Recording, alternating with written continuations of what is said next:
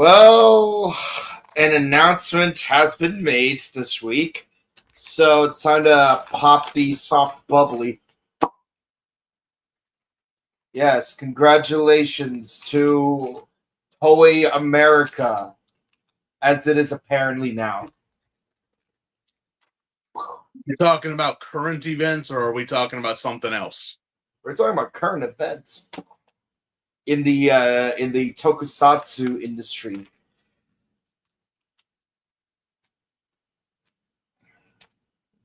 I don't know what happened.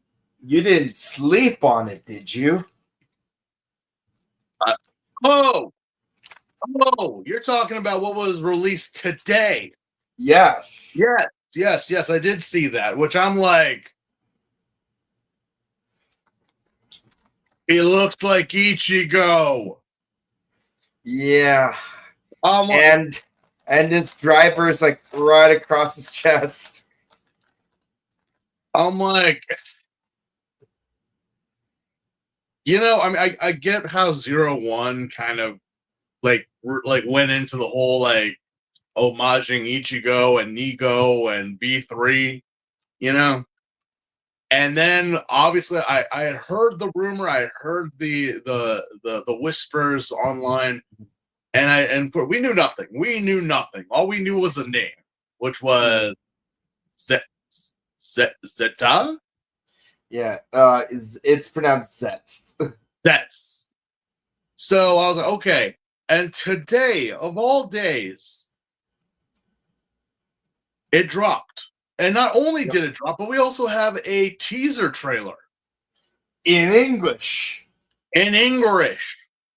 Yeah, let's do a bit of housekeeping before we get right into it. We're gonna do things in a little bit opposite order of how we normally do this.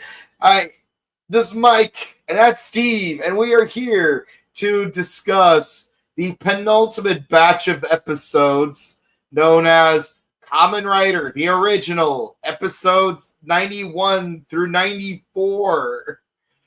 And unlike past years, we're gonna get this out of the way right now. We are doing we're discussing our trailer reaction to the newest season of Kamen Rider Zets. Yeah. I mean, obviously, I haven't seen any current or new Kamen Riders as of late. I know I'm on this show and I'm like, well, duh, yeah.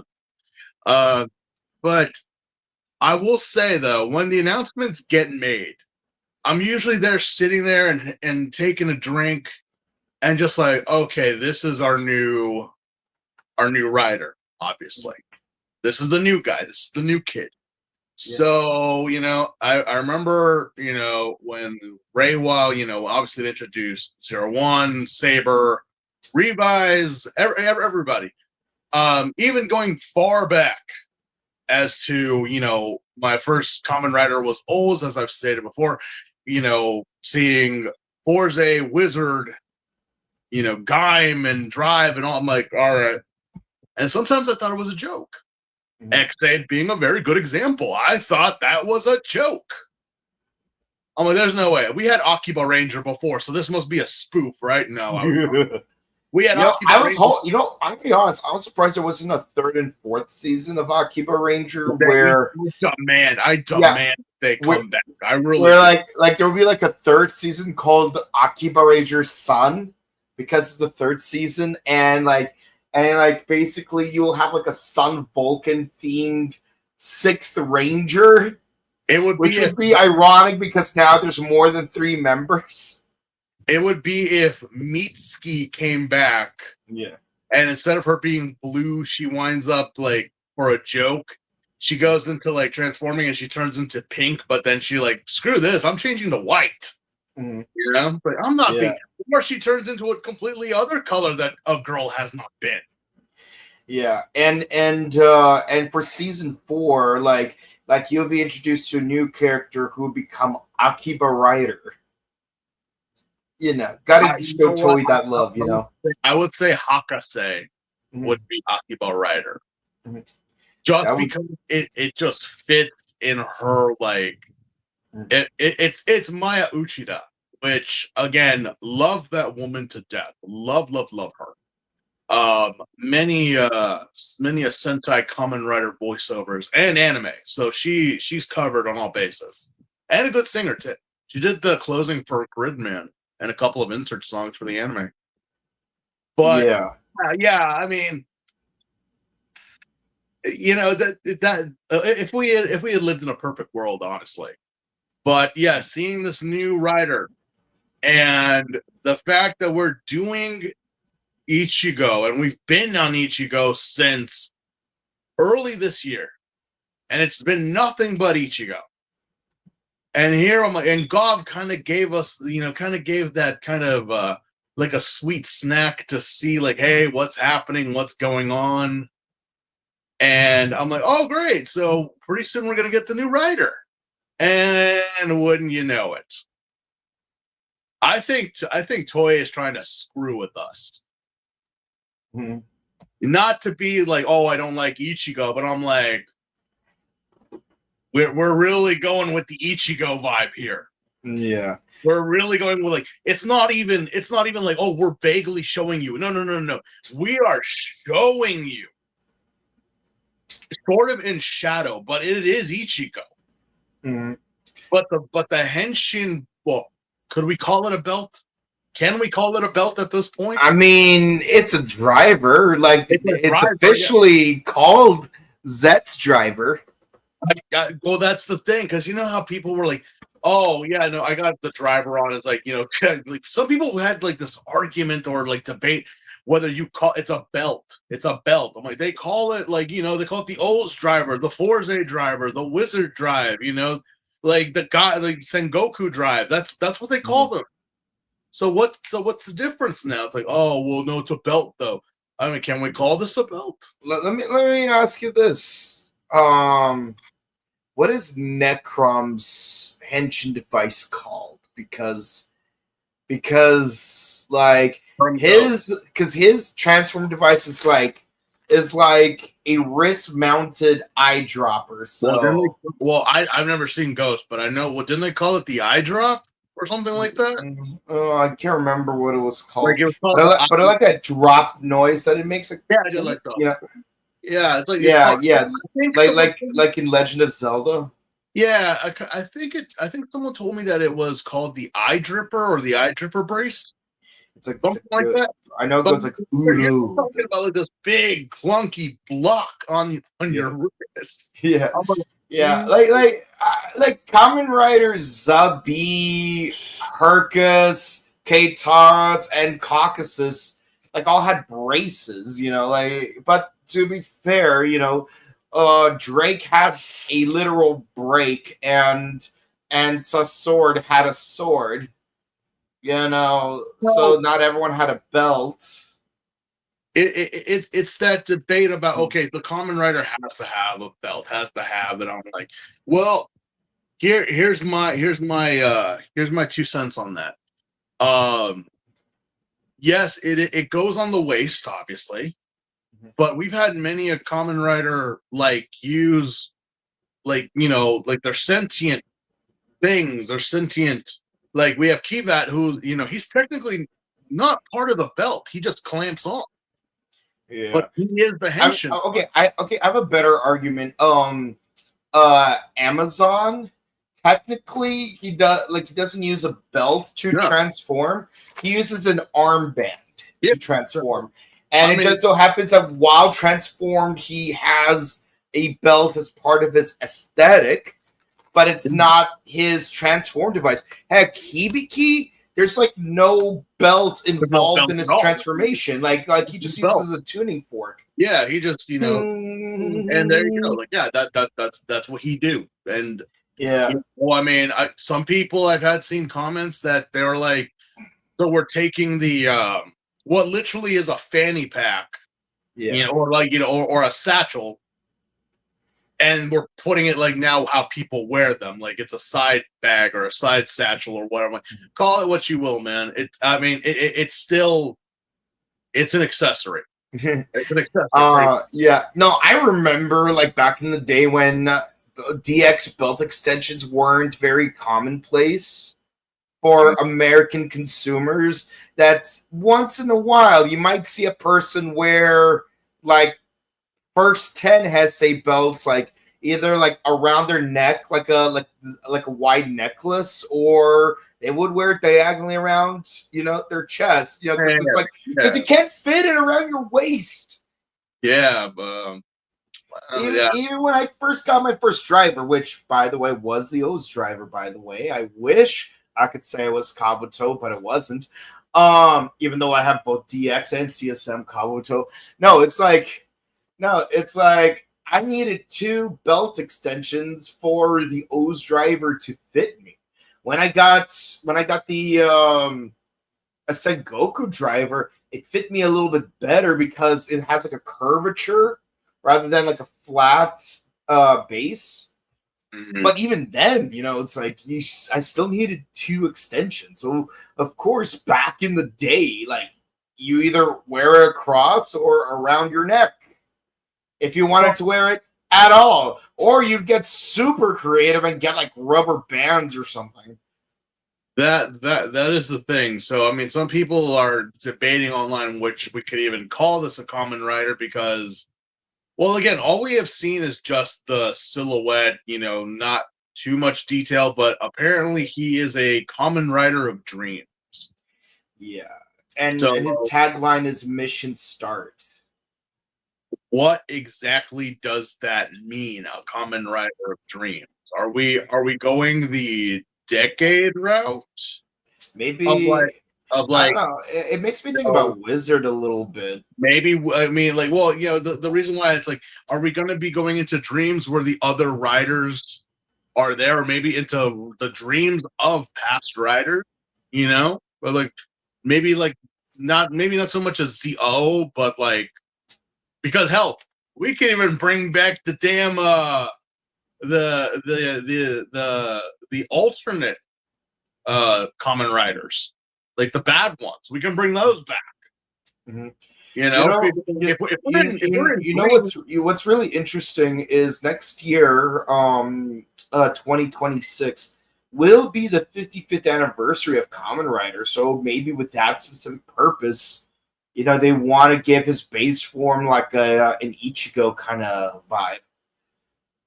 Well, I mean, I already thought that 01. Well, 01 was like a very highlighter, like greenish like yellow color. So I'm like, okay. I like to call them tennis ball colored because people can't agree whether a tennis ball is green or yellow. So, yes, that was a thing that was announced today. Yesterday. And yes, when a certain friend of ours, who we shall not name, and I were hanging out the other day, you best believe we made so many jokes about the fact that it's like put on diagonally because you know what it reminds me of? Taya Coca. Yeah, no, that's a lot of people said like it's drive all over again. I'm like, well, the thing was is that Drive still had his belt on his waist. It wasn't like and a brace on his wrist. Yeah, it wasn't like the tire was, it wasn't like he was lugging around a tire. Yeah. But I mean, we'll see what goes down because, well, I mean, it is technically we're at a halfway point. We're at the 5-year mark of a decade, technically. 6. It's the 7th season, So I'm like, well, in terms of its like actual anniversary, but we'll see because again, everyone thought that Gotchard was gonna be a badass show just by the looks of it, and look what happened. Yeah. People saw Gov and they said this is not gonna we'll see because we're not sure, and look what happened. So with this, it's like we must wait and see what they give us. Mm-hmm. Are we gonna do another kind of decade style? Are we gonna do something like the O or even X-Aid where we're utilizing the powers of the past riders but in dream form? Well, one thing I did notice is that looking at the various posters, it does look like the gimmick item will be some kind of sphere. They're taking the Q Damas. Yeah, yeah. I mean, I would say more like icons, but except without all that extra kibble on the corners. It's like they're a lot more spherical in design. Spherical. We need that Drake and Josh clip. Yeah. We also did get something from Anime Expo. Actually, did anyone go to Anime Expo? I didn't. Same here. I was busy. Did any of our viewers go? Did you enjoy it? Did you have fun? I heard a lot of interesting stories were going on, but then again, I've always been the man of the underground, so there's something. I know a friend of mine had tickets to the Sailor Moon after party thing, but I did not go because, like I said, 4th of July weekend, I mainly want to eat red meat on Friday, sweat it off on Saturday, and then discuss Kamen Rider on Sunday. Mm-hmm. Yeah. But yeah, we got we're getting a Kamen Rider anime. Oh, are we now? Yes, apparently it's not a continuation of W. It's called if I'm pronouncing this right. Wait, it's the one where it's basically One Punch Man but wearing a Kamen Rider Matsuri mask. It's Tojama wants to be a Kamen Rider. Yeah, that's the one. Yeah, so it's not so much a Kamen Rider anime as much as it's just samurai flamenco. Yeah, that's literally what I thought when I saw the original trailer, because I was just like, the guy's wearing obviously one of the festival masks, and so he wants to be, and he even is trying to look like Hongo or Ichimonji. It's kind of a mixture of both. And we give like a nod to like several, like obviously, Mask Man, Rider Man, some Shocker, and also our Ladybug, our female human tackle, that wasn't stronger. So that they have announced a few voice characters. They have released a couple of posters. Apparently it's said that it's going to be starting to stream or starting production in. Actually, we'll be getting it pretty soon. Apparently. Yeah. Nice. So yeah, for a lot of people, it's like we demand Kamen Rider anime. Well, you got Futo Pi a while back. Oh, yeah, Futo Pi, yeah. But it's so funny. You call it Futo Pi. Jen calls it Futo P. Well, I mean, seriously, you got to be hard boiled to appreciate the name. Because either or, one of these. It's how Philip would say it, or how would be how Spence would say it. Mm-hmm. So, or it could be Chio saying it. You know how she gets, but yeah, there's a lot that has been announced. A couple also memorial. We're getting a live man or a memorial bracer. Yeah. For pre-order, there's a lot of stuff coming out that has been announced this past weekend. It's very overwhelming with all the different stuff that's going on.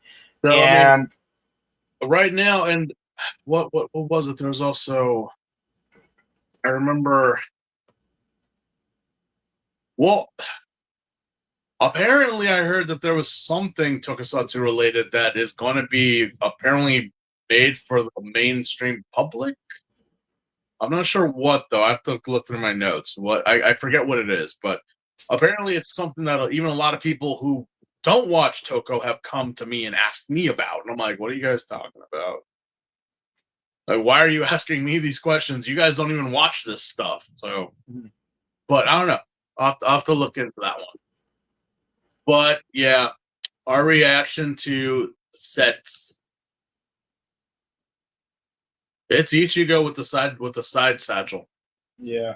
It's a lot sleeker, and And I know, and I'm gonna be honest, I'm looking at the textures of the suit, and it looks a lot more Ultraman like, where it's like it's one. It's like it's one of those because rubber onesies that they right, use in yeah, Ultraman. yeah, that's what I was kind of like. There's no seams here. There's no like Or Well, I mean, sections, yeah. most writers, yeah, but you usually see like where the suit is and where the armor plating or where it all kind of starts. This Mhm. just seems like sleek, like Ultraman level of like Yeah. of suits. Yeah, and nothing going on in the waist area either, Yeah, you left that blank. You left it open. So yeah. we're gonna see how that all plays Yeah. out. And Honestly. again, it's gonna have I mean, obviously it's gonna come out in September of 2025, very likely September 7th of 2025. So it's gonna be time zones notwithstanding, it's gonna be the same day as ToonCon. And allegedly it's going to have a simulcast in the US, Canada, Thailand, Taiwan, Hong Kong, and Vietnam. Oh, and South Korea. And will it be simul dubbed like Ultraman? Are you saying that I don't know. we might get a dub of a Kamen Rider show? Well, I know one person that you and I are both very acquainted with that needs to get on that. Oh yeah. I need to contact them. Yeah, um, yeah, yeah, and on that subject, for apparently there's a delay in the simul dub for Ultraman Omega. Yeah, we're getting just the subtitles in the Japanese, but no English. Supposedly, Yeah, and they're yeah, like it's like from the American point of view, something's better than nothing. But let's be honest, it's like for someone with my neurological patterns, it's like a dub would be nice. A dub would be really nice to have. Just saying. Mm. Um, yeah. But I am curious that when the dub does happen, who will be in the voice cast? That would be very interesting. But enough about the future. Let's talk about the past, because we are here to discuss the penultimate batch of 4 episodes before we do the final 4 episodes. And as we mentioned, before we bust out the soft bubbly, um, yeah, there's gonna be a 4 kids club to fight the Mickey Mouse Club. In fact, they're gonna recruit directly from the Mickey Mouse Club. See, how many times we've done this? At least like 3 times. Abducting children and making like a shocker based fan club out of the abducted children. But this time, instead of getting random kids, we're pillaging from the Rider Kids Corps. How many times do we have to teach you this lesson, old man? Yeah. They just don't get it. They really just don't. But I'm like, well, at least they're getting capable children this time. Yeah, like children that are actually competent. And at least like when children are getting kidnapped, at least the parents are actually quite aware of it. Monster came out and grabbed my mommy. Now you know, dear, there's no such thing as monsters. Actually, can you imagine how cruel it would have been if that was like the parents being like, police officer, a monster stole my children. And then the police would have been, no, silly adult, there's no such thing as monsters. Well, we've had that several times in this show where it's just like, bro, we were just attacked by a repainted Spider-Man, and you're telling me that, oh yeah, no, the Kaijin don't exist. What Shocker? What's that? Like by this point, I'm like, Shocker should just have like a big old Vegas style casino sign in front of some random field and say, we want you today. Join and enlist in Shocker, or Shocker base down these steps. That's how secret Shocker is.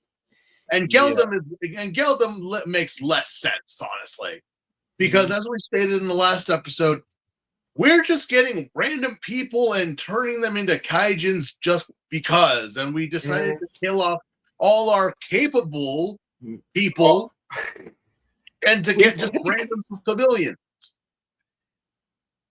Yeah. Okay. All right, fine. But yes, the name of the episode is Enroll in Gel Shocker Terror School. This is the 91st episode. And yes, apparently our Kaijin today is another amalgamation. Apparently we're going the Digimon route of just taking whatever and just throwing it in a blender, and then when it pops out, it's like it's something even cooler. Oh yeah, let's turn a snake into a velociraptor with a handgun, and then turn it into a refrigerator with a minigun. Yeah, in this case, we decided to take Centipede and a Jaguar and mix them together, and also give them the power of telepathy and mind control. Yeah, you'll do as I say. So says Barossa. So how? I mean, well, at this point, why question how that works? I'm not questioning it. But yes, apparently, a lot of children have gone missing. Yeah, so much so that even the pigeons don't have any messages. Yeah, and Taki and Takashi are doing their typical thing, fighting a bunch of Gel Shocker combatants, and even Takashi mentions hey, if we just fought a bunch of combatants, that means an actual kaijin is not far behind, and he just shows up from right behind, and he just completely unloads his entire agenda. We are a secret club because of our agenda. It is a dark agenda. It is an agenda some other clubs may not agree with. Honestly, at this point, I'm like, what is the point? You know what? I think you guys did this just to monologue, where Shocker kind of kept it quiet, and every kaijin, every single creature is just they love monologuing. No, even in this episode, the Centipede Jaguar dude is literally pacing back and forth while he's explaining his entire plan in excruciating detail, while the Rider Kids Corps in their red blazers and Kamen Rider hats have that Gel Shocker eye makeup, which is this time they did more than just give him eyeliner. We all know that if you're evil, you're wearing the eyeliner, and in this case, it comes in multiple colors. It ain't just and then spontaneously they just get their Gel Shocker uniforms. Yeah, you're going David Bowie before David Bowie. Yeah. Yeah, and being true to the Gel Shocker handbook, they're just circling around the two main characters for a while before any engagement even happens. It's bruh, here was the thing that because again, this was the 60s and the 70s. This was the 60s, 70s. So,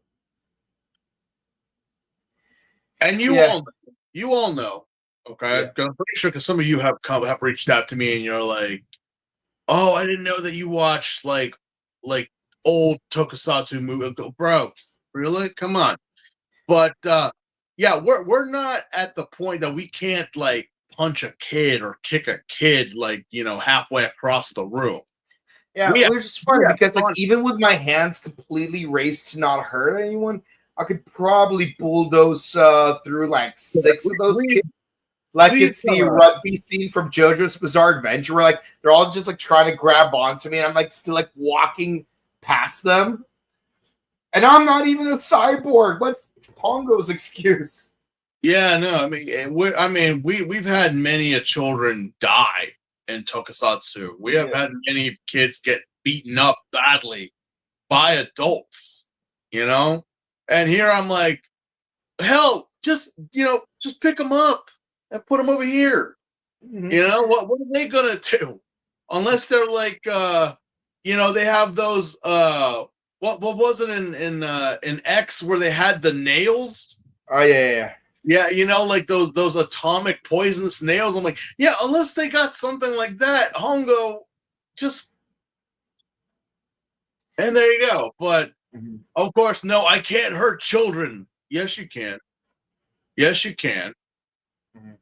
I'm not saying, you gotta deliver a pile driver onto them, but I mean, Yeah. you can just kind of nudge them to the side. They don't have guns, they don't have weapons on them, so at least there's that. Hell, you can even they're doing a circle, and it's not like a full circle, it's like one, and then two, and another two, and then one right here. So there's space for you to get out. I don't know what. Yeah. I So don't know what it's of course like Taki's like, I'll take care of the kids while you fight the centipede jaguar dude. And of course Taki naturally like he gets out of there and he goes to the headquarters to check on the kids. It's like, oh my god, you kids are all right, and they're just like dead silent. It's like, thank goodness the jaguar centipede dude did not get you. By the way, how are you doing at school? Did you get the newest Kamen Rider merchandise? How about some? And then they just like silently give him some tea. It's like, oh, thank you for the tea. So you're telling me that the girls, along with Tachibana Sensei, also got under the influence of Gel Shocker? Yeah, because everyone's just equally silent. It's like if looks had sounds, they had the gaze of the evil voice. Godfather, she's doing the evil voice. I always know I have got them when they start doing the evil voice. What? Yes. Once again, I had no evidence. It has been a hell of a week, to be honest with you. But once they have done the evil voice, you know it is the murderer. Yeah. Yeah, that's how you win every game of Clue. Yeah. And yeah. Well, here's the thing. I mean, also it's kind of the same thing with like when you had the Shocker training base, Apparently there is a school, there is a gym, their desks, and they actually go to school and recite, the Shocker creed and the Shocker quota and everything like that. And I'm just like, and Shocker are great heroes. just like, justice is our enemy. The great leader is also great. He's handsome even though we don't know what he looks like. Okay, fine. It was the 60s, so I mean it's 70s. 70, either or. It was even more ridiculous because at this point in time there probably have been like a singing group with these kids. Yeah, but, Hogwarts, we love Hogwarts. Please, won't you teach us something, please? And like when you watch a deleted scene from Goblet of Fire, like Flitwick even has like karaoke trackers like appear above him. Mm-mm. But yes, so not okay. Again, besides trying to save the kids, who are hypnotized at this point, they didn't willingly just, change sides. That's kind of one thing that I wish they had done with this Mickey Mouse episode was like, what if there's a group of kids that was like, they're part of it, but they weren't really like into it, or maybe they were kind of losing faith in the Kamen Rider, because of everything that happened, maybe they just willingly defected, Mm-hmm. No, it's just mind control again. It's that old song and dance because while the centipede jaguar man has them all, lined up again at the edge of a mountain because apparently we're done with these kids. We can always get more, so why don't we just and there's also a scene where like one of the kids is like hiding Takashi inside a shed. And then yes. Yeah. And then his sister sells them out. I'm like, Well, Bruh, that is some World War II nonsense right there. is that? Well, I mean that right there is a very like, you know, because again, the Jaguar Centipede did actually do some damage to the Kamen Rider along with the kids, you know. So Hongo is kind of untransformed, laying low, and isn't really selling out if you're trying to protect your family and loved ones. When said family and loved one said, no, don't say a word. I mean, yes, but again, Hongo probably would have done the same fucking thing. Or maybe it's like, you know, either or. This is a you're damned if you do, you're damned if you don't situation. Because, I mean, Shocker really just doesn't give two rats' tails at all about anybody. So you might have told them, you might have not. Either or, you guys were gonna die. So yeah, see, like knowing certain dictatorships in the last century, and even like fictional ones, in addition to the historical ones, I know that even if the sisters sold out Takashi, the guy's not going to give the kid back. And very likely he would have just killed the sister and the brother regardless because they've outlived their usefulness. yeah, so either or. I mean, we as the viewers, we know that, but I'm like, in a life or death situation, you kind of hope for the best outcome, but because yeah, the kid actually cusses her out, and you know, but they do find him. They try to set him on fire, but apparently that didn't work. They could even fainted ignorance, like saying, "Oh my God, there's a guy in a shed. I didn't know that." Yeah, so He must have snuck in there while we were getting milk. But yeah, no, apparently, you know, Hongo gets out, he gets free, he tries to save the kids, as we said. Yeah. Doesn't really seem like much because again, the kids were brainwashed, so you could have just at the beginning just started knocking them off one by one. No, we're gonna try to make them all walk off a cliff. They're gonna walk to their we're gonna force them to consume a narcotic that was mentioned in an earlier episode, where if they don't consume it every 3 hours, they're gonna die. Yeah, but apparently not. No, just jump off the cliff. Yeah. But and so many questions about that narcotic because, like, what do you do when you're sleeping? Do Gel Shocker troopers even sleep to begin with? Because I'd say you need a good 6 hours of sleep. That means that sometime during your sleep, you're gonna die. You'd have to wake up and just take the pill. Either that, is there like a nighttime pill? Is there is there like some type of like for cough, sneezing, and headaches? No. Yeah, but thankfully, all of their laced oatmeal is replaced with flour. So yeah, they're not dying and they're not knocking out instantaneously. They just keep eating that nasty ass Shocker oatmeal. Oh yeah. Yeah, but yeah, let's throw them off a cliff, like you said. So no, Kamen Rider ain't having any of that. No, but as a result, he and the Jaguar Centipede actually fall on their heads and explode. Mm-hmm. And we get on this whole thing because, oh yeah, I'm sorry, Taki also got mind controlled at one point and fought the Kamen Rider. Because he's there, and apparently because the Jaguar Centipede Man died, they all snapped out of it. Yeah. Not realizing, like, again, the Kamen Rider has died. Which, again, you know, how many times have we done this? Where they know he disappeared. So, if anything, they learned their lesson. It's like, oh, yeah, no, he's probably disappeared somewhere because there's no way he would die. Like, we've seen him not die so many times. I mean, we saw an explosion, and, so let's go looking for him. But meanwhile, like, General Black is like, oh, yeah, like, I'm going to behold my latest servant, and then we see a silhouetted figure in yellow gloves and very familiar looking belt. He's ready to wash dishes. Mm-hmm. Yeah, just like Dexter's mom. Well, yes, obviously.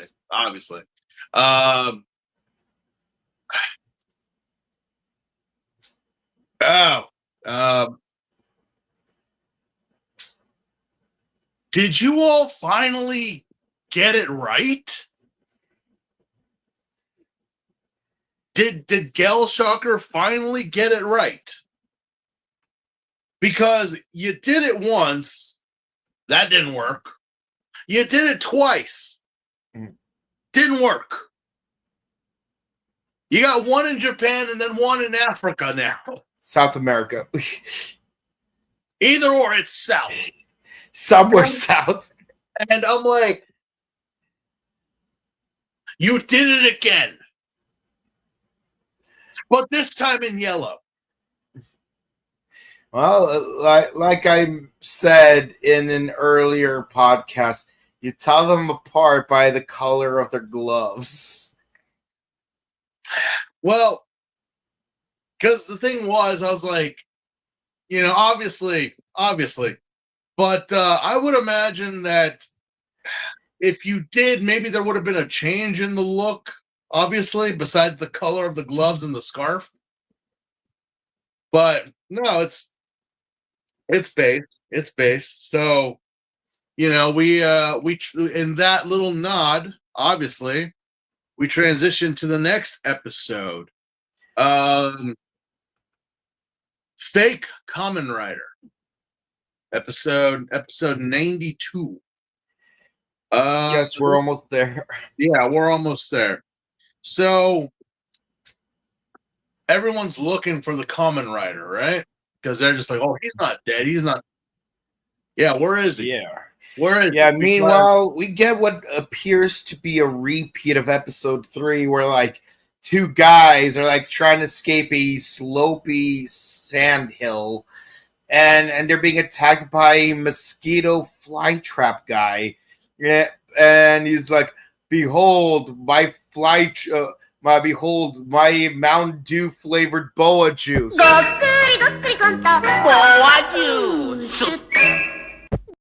That stuff goes right through you, man. It literally dissolves your insides. You thought Mountain Dew was bad.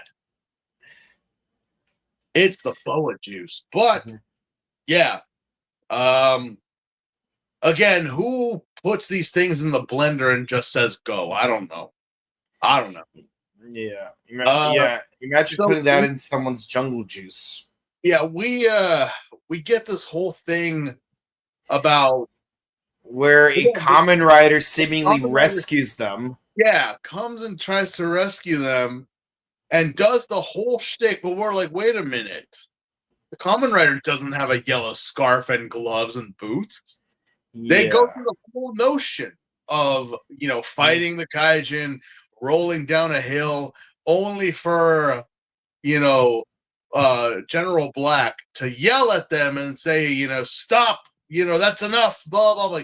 And the two start shaking hands. I'm like, oh, yeah, we're best bros. If we work together, nothing can stop us. We're total bros. We're like, you know, together, me and you. I'm like, I believe the grasshopper. I don't really much have faith in you. Really, I don't. I mean, we've had the only thing that was at least somewhat of a threat was the canary. And that's saying something. So far, most of Geldum's monsters have just been like when the canary is the most memorable and the most strongest one that they've done so far. I'm like, man, that's saying something. Really, it really is. But yeah, so apparently we're teaming up. This is actually a bad Kamen Rider, a neggy Kamen Rider, if you will, because.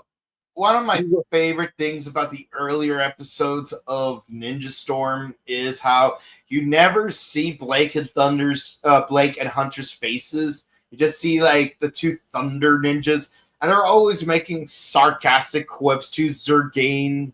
It's so funny. I miss that. Yeah, where were you two? We were having a mani-pedi. You got a problem with that?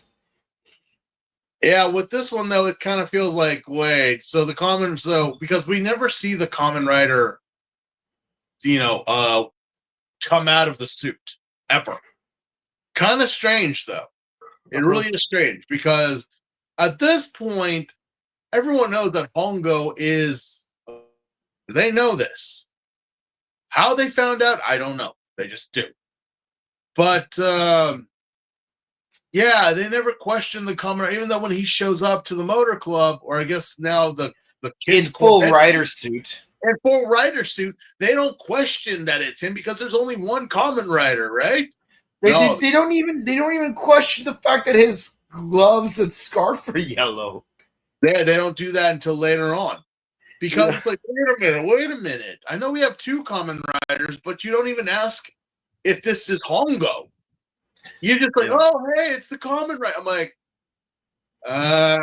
guys, I don't remember him wearing a yellow ascot, you know? I don't remember him doing that. Mm-hmm. But yeah, we get some we get some news in this one. Apparently there's an anti-shocker alliance. You know what? There's another organization. Well, if Shocker and Geldom, if there's two organizations trying to take over the world, then there's got to be two organizations that are trying to defeat them. One just happens to be local people at a motorcycle club, and apparently the other one is almost the same as the FBI.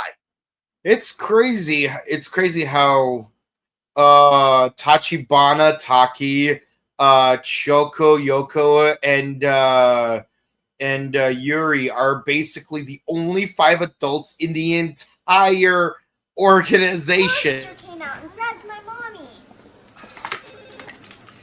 Now you know, dear, there's no such thing as monsters. Seriously, why are there not more adults involved? Because Kamen Rider is for children.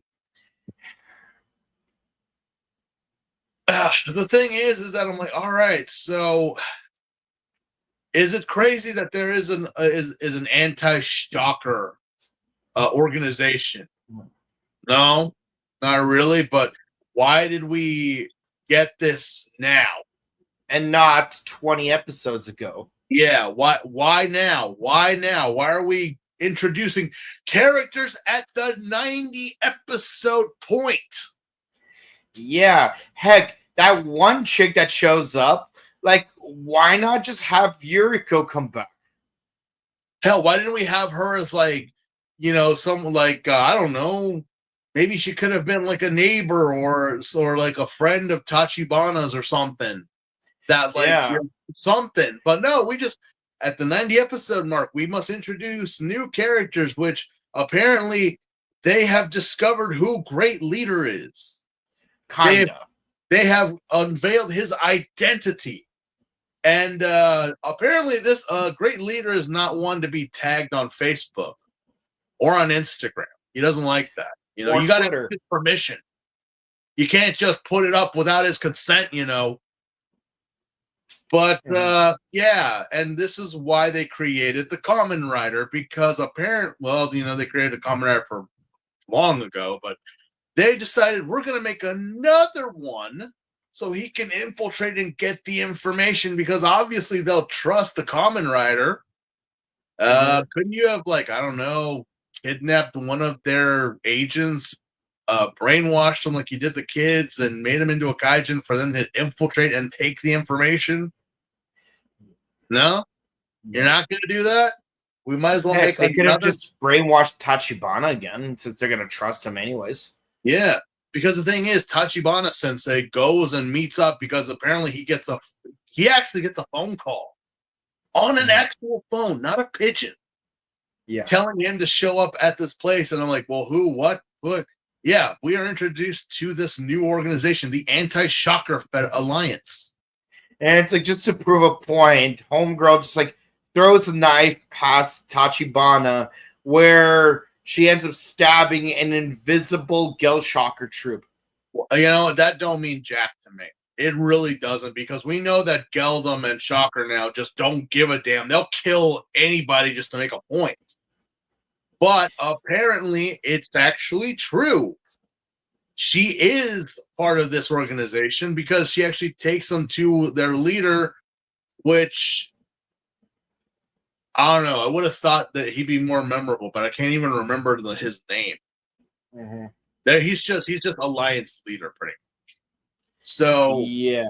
And then they go meet a nun that's holding a briefcase that contains a capsule, which is supposed to have the information about shock. At this point, if that capsule really did have great leader's true identity, why didn't you just listen to it on your own so that you could contingently figure out who he is? So if anything happens to the capsule, you could just say, "Trust me, bro. I heard what happened in the capsule. It's definitely Takumi Inui." yeah, no, this was literally 15 years before the Walkman was invented. So Yeah. But before that, the Kamen Rider appears again at the motor club and goes along with Taki to meet with this nun. Now, again, nobody questions Congo. He's Where in have his you been? suit. Yeah, he doesn't. Yeah, it's like you don't even question that his voice sounds different. Hey, also, why are you wearing rubber gloves, boots, and a yellow scarf? You gonna wash dishes or something? No? You want to go and talk to the nun? Okay.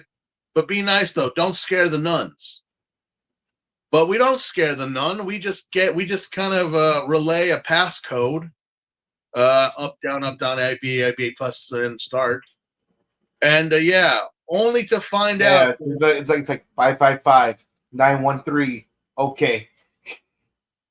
I'm like, yeah. So apparently this is a red flag because, well, the Kamen Rider pushes Taki because he was like, "Oh, I'll take the briefcase," only for it to be like, "Oh no, I pushed you because look, Geldum Shocker grunts." I'm like, "Yeah, sure you did, yeah, of course." So Yeah. Meanwhile, the agent that we met earlier gets attacked by mosquito flytrap, but she gets rescued by unmorphed Takashi. yeah, apparently Takashi has been just laying low. He has just been. They don't really give us a reason what happened to him. They just kind of say that he was injured, so he was resting. But I'm like, yeah. You've survived these things before. I don't know why you need to take a break. Yes. And yes, thankfully, Takashi is really good at dodging.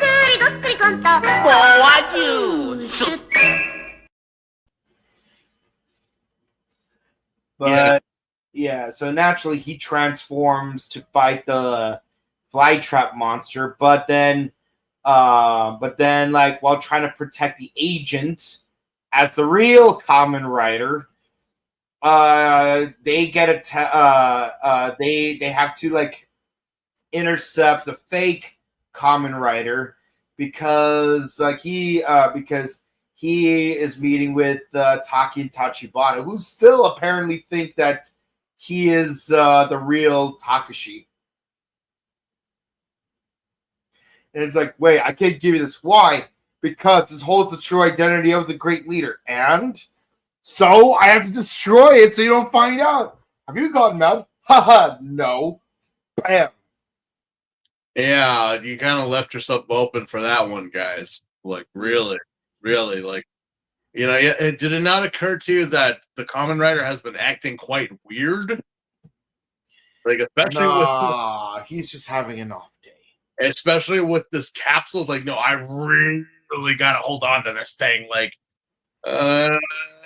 yeah. Not a red flag right there. Not a red flag. Yeah, so he tries to chuck that thing as hard as he can, but then the real Takashi grabs it. It's like, okay, we're going to have a fight. Rider versus Rider.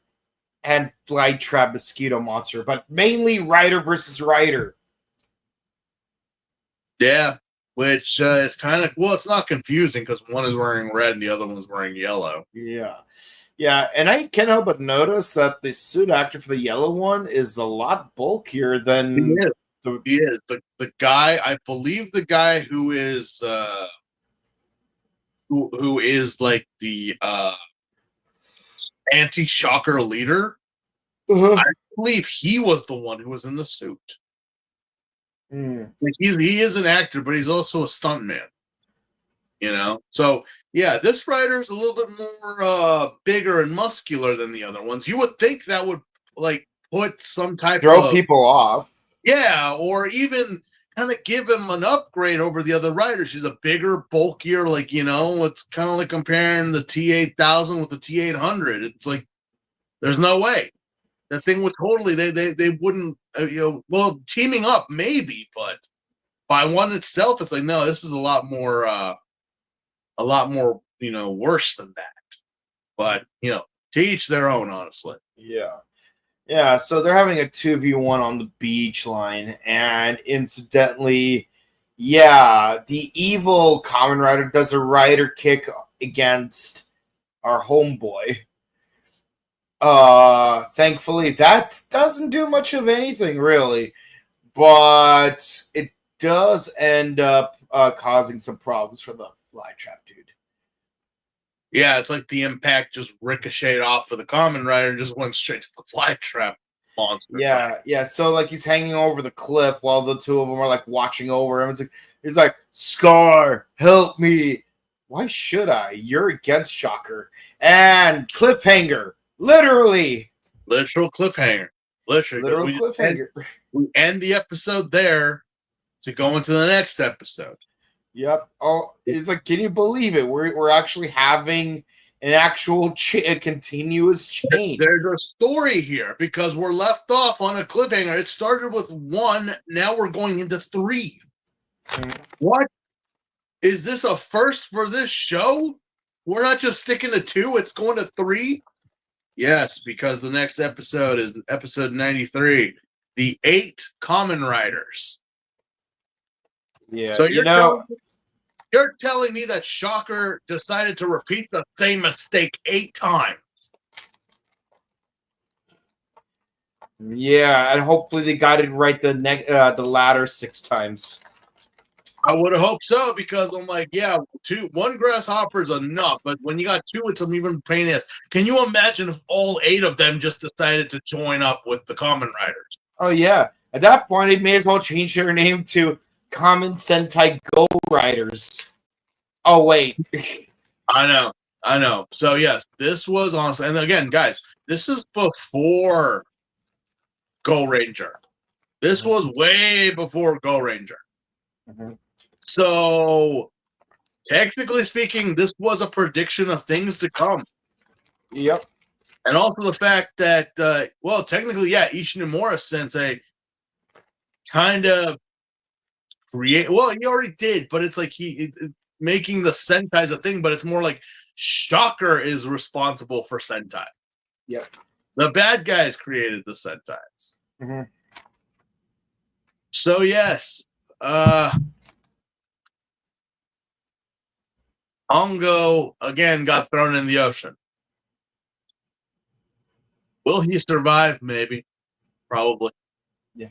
He'll have to go get a perm. He'll have to go get his hair blow dried. But we saw the preview for the next episode, and you know that's kind of an issue I have with a lot of the episodes lately. They keep hinting that, like at the end of the episode, oh no, the Kamen Rider was killed off, but then in the preview of the next episode, it's like, oh no, he's still alive. Don't worry about it.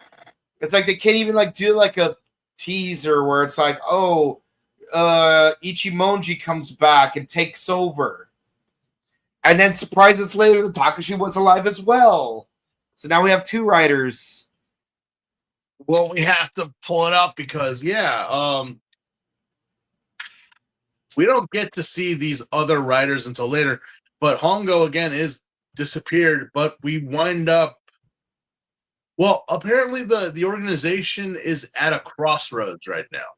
Mm-hmm. The anti-shocker people are like, because of what they have and, you know, trying to expose Great Leader, because apparently they switched out, well, the information's still there, but if they play it, they'll die. Yeah. It's got some killer waves on it. that if anyone listens to it, and this is the information that we want, it's just that anyone who plays it will die after they hear it. Like it's not that they're gonna die right like as the tape ends. No. It's more like hearing the nails on the chalkboard all the way through until finally your earbuds burst. You know what's really interesting is that Shock Rider #1 like has this really long conversation with the Manta guy and about this. Like you gotta exchange his briefcase for the real thing. That's our new mission. But then when Taki and Tachibana like they like start coming over, it's like, hey, quickly play along. I'll never let you have this briefcase, Shocker. It's like, no, yeah, fool, you're I will get this back to Great Leader or something like that. It's like you could tell that this stage. Can I get a side of hash browns and some eggs with Tabasco sauce with this ham steak you're giving me? Jesus Christ. And what's especially funny is like Tachibana and Taki still seem to not remember that the dude with the yellow uniform is the bad guy. Did you guys not get your asses kicked like an episode ago when you realized that this was actually a fraud? Yeah. I know this is like the 60s, the 70s, and continuity be damned was not really a thing, like most TV shows, movies, and such were just kind of episodic. Leave the novellas to the books because that's where it all was going down. Still is to this day, technically. But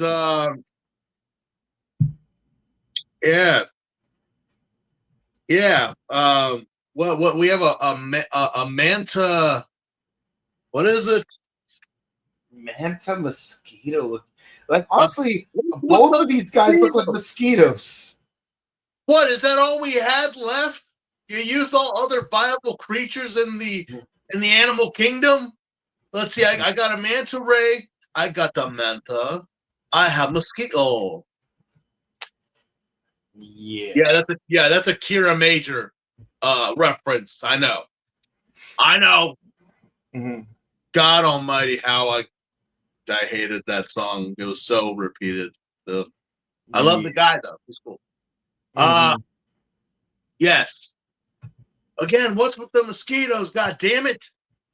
But yeah, so let's just decide to take the our old Kamen Rider buddy back to our base along with everyone else because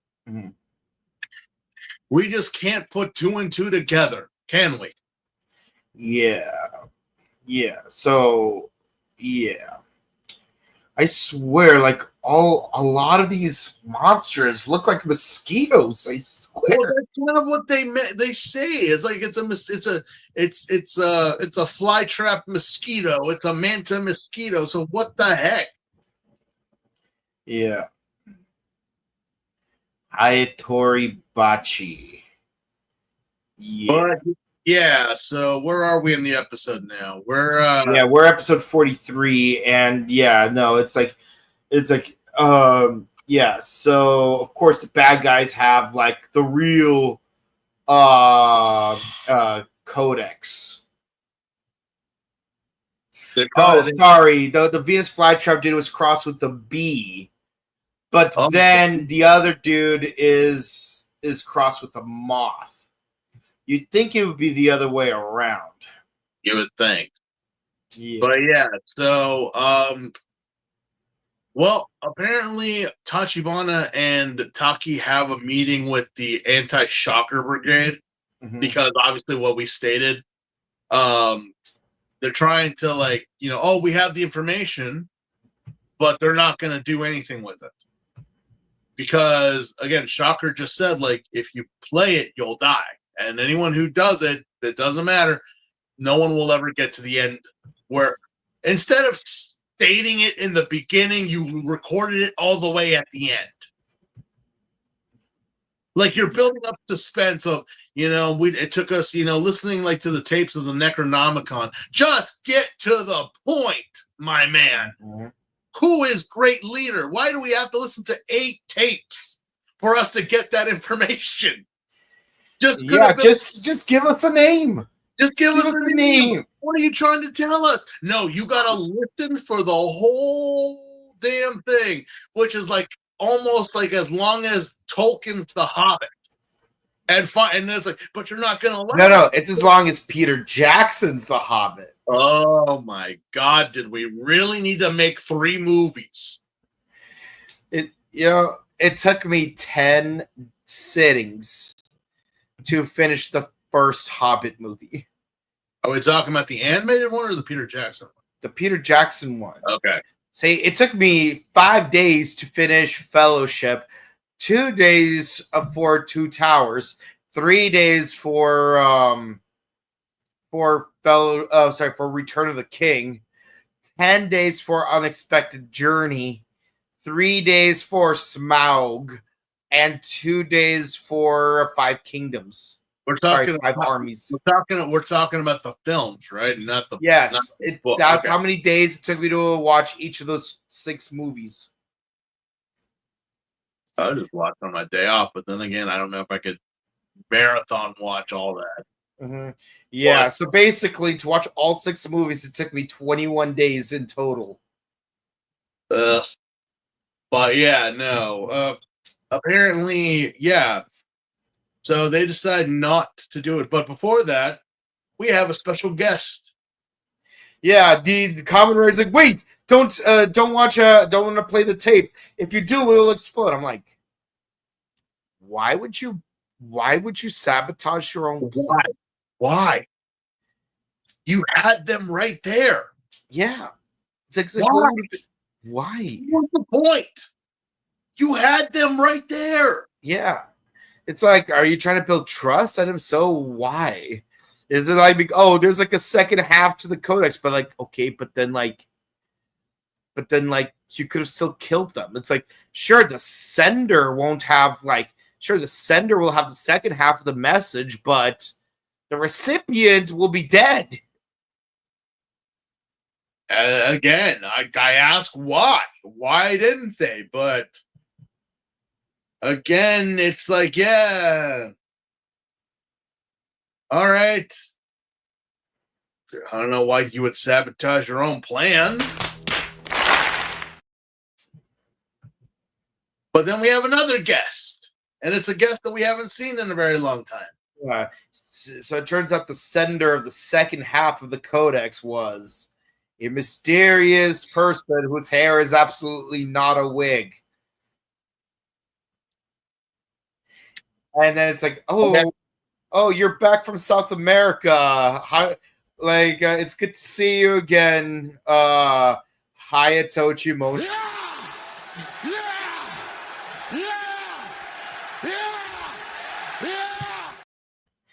Yeah, I don't care what anyone says to me now. I'm like, look, I get it, Fujioka Sensei.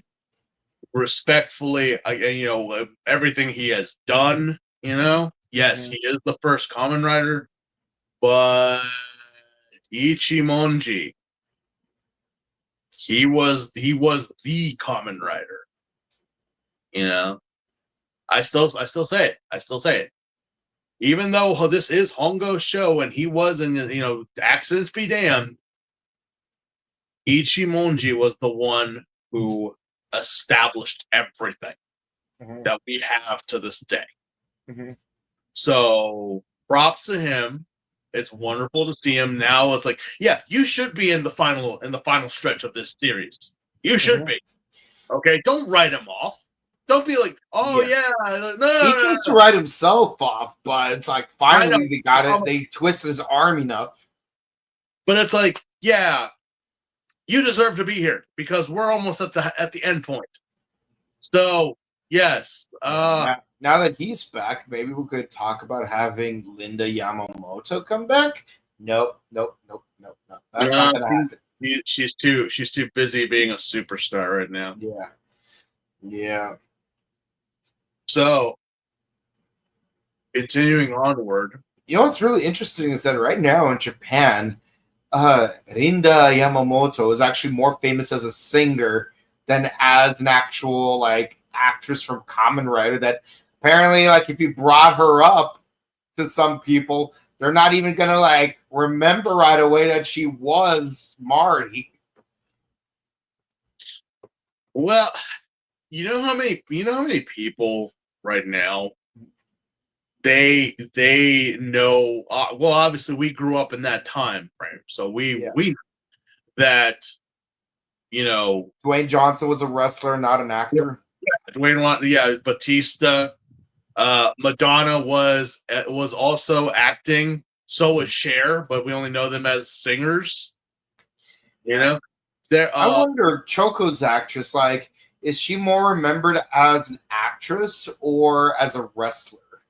The thing is that, yeah, I mean, I would imagine. I mean, if someone, and people have brought it up to Linda about like her time with the series, that she has come back for other Toko projects. It's just, well, that was like, again, it was a stepping stone in her career. So obviously now with any Kamen Rider, any Sentai, pick your genre, you know, pick your era. They all kind of, you know, have either made it or not, or have retired, but people, they remember. But ask yourself, do they honestly remember like the name of like Live Blue, Red, Black, Green, even as like, you know, anyone from Zoo Ranger, obviously. Like, what are they doing now? They're living their lives. You know, they talk about what they do now currently. They wouldn't bring up the past as much, but it was a stepping stone. Yeah, that's where I started. So that's what she would say. We need her back, though. She looks damn good for her age, though. Yeah, for a 74-year-old. Yeah, not bad. Praise be to Linda. But yes, what is up with this anti-stalker organization? Yeah. Legitimately, what is it that you guys are trying to do? Because so now you got both, and yet you're not going to do anything about it. You're just going to, because again, you know, because either or, it's a damned if you do, damned if you don't situation. Because either or, no one's going to get through the goddamn tape because the dumbass decided to put the pivotal information at the end, and you have to listen to all of it to get that information. I think this is possibly the most diabolical scheme that Shocker has done, and done correctly. But yeah, now we have the information, but they just decide, you know what, we're not really gonna do anything about it. Yeah, we get a cool motorcycle chase scene with obvious blue screen effects. Yeah, it's like we can't do nothing. We can't do anything about this, so we're just gonna fold and not bother Shocker anymore. And I'm like, that. So let's do what we used to do. Let's just kidnap the entire Tachibana Race Club and hold them ransom for the briefcase. Here's the thing, though. So we have that happen, and the Kamen Rider is wearing white this time, not orange, not yellow, white, and yet no one notices. Yeah. Really? Kids, what color are your scarves that you are wearing in this episode? Well, yeah, when they decided to get smoked and they decided to go and, you know, kidnap them, the woman of the organization, not anyone important, we think, decides to take the information and still give it to Tachibana, to Ichimonji, and to Taki, saying, like, you got to avenge my mom because she died because of Shaman.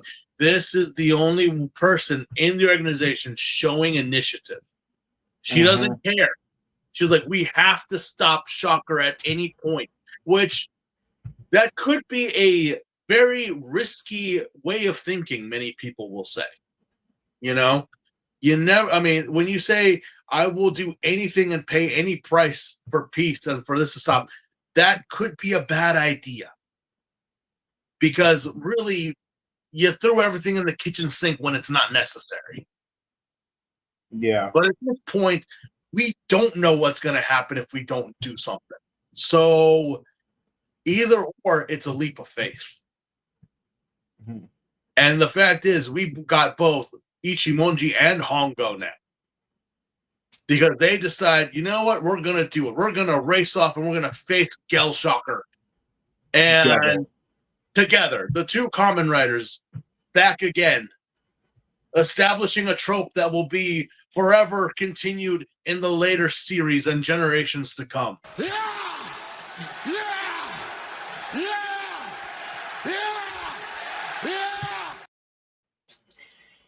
Yeah.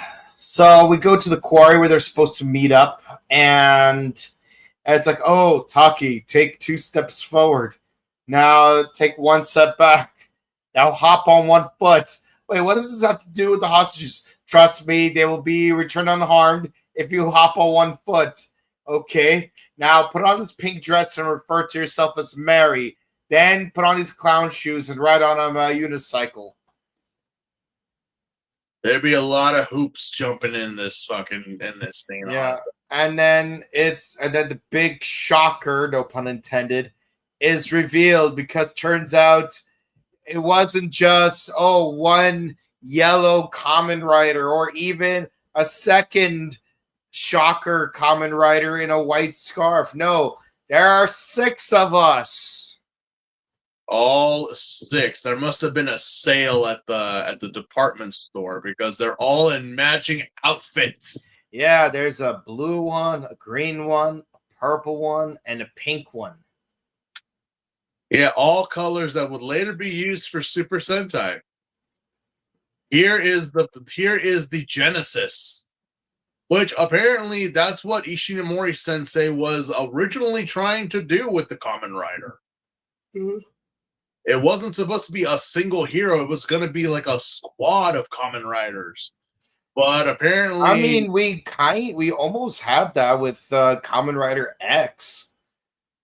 Yeah, technically, yeah, because when we get them all together, but because it's like, no, it should have been all inclusive in one series, which technically we do have it here, but it's that whole like the bad guys, it's at the level of introducing those stupid looking Lord Zed Power Rangers that look as tacky as something off of Wish.com or Temu.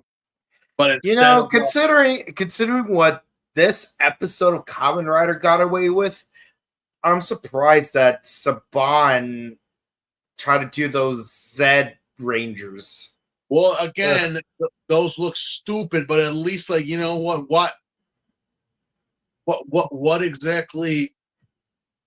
At least here, all they did was just change the color of the scarf.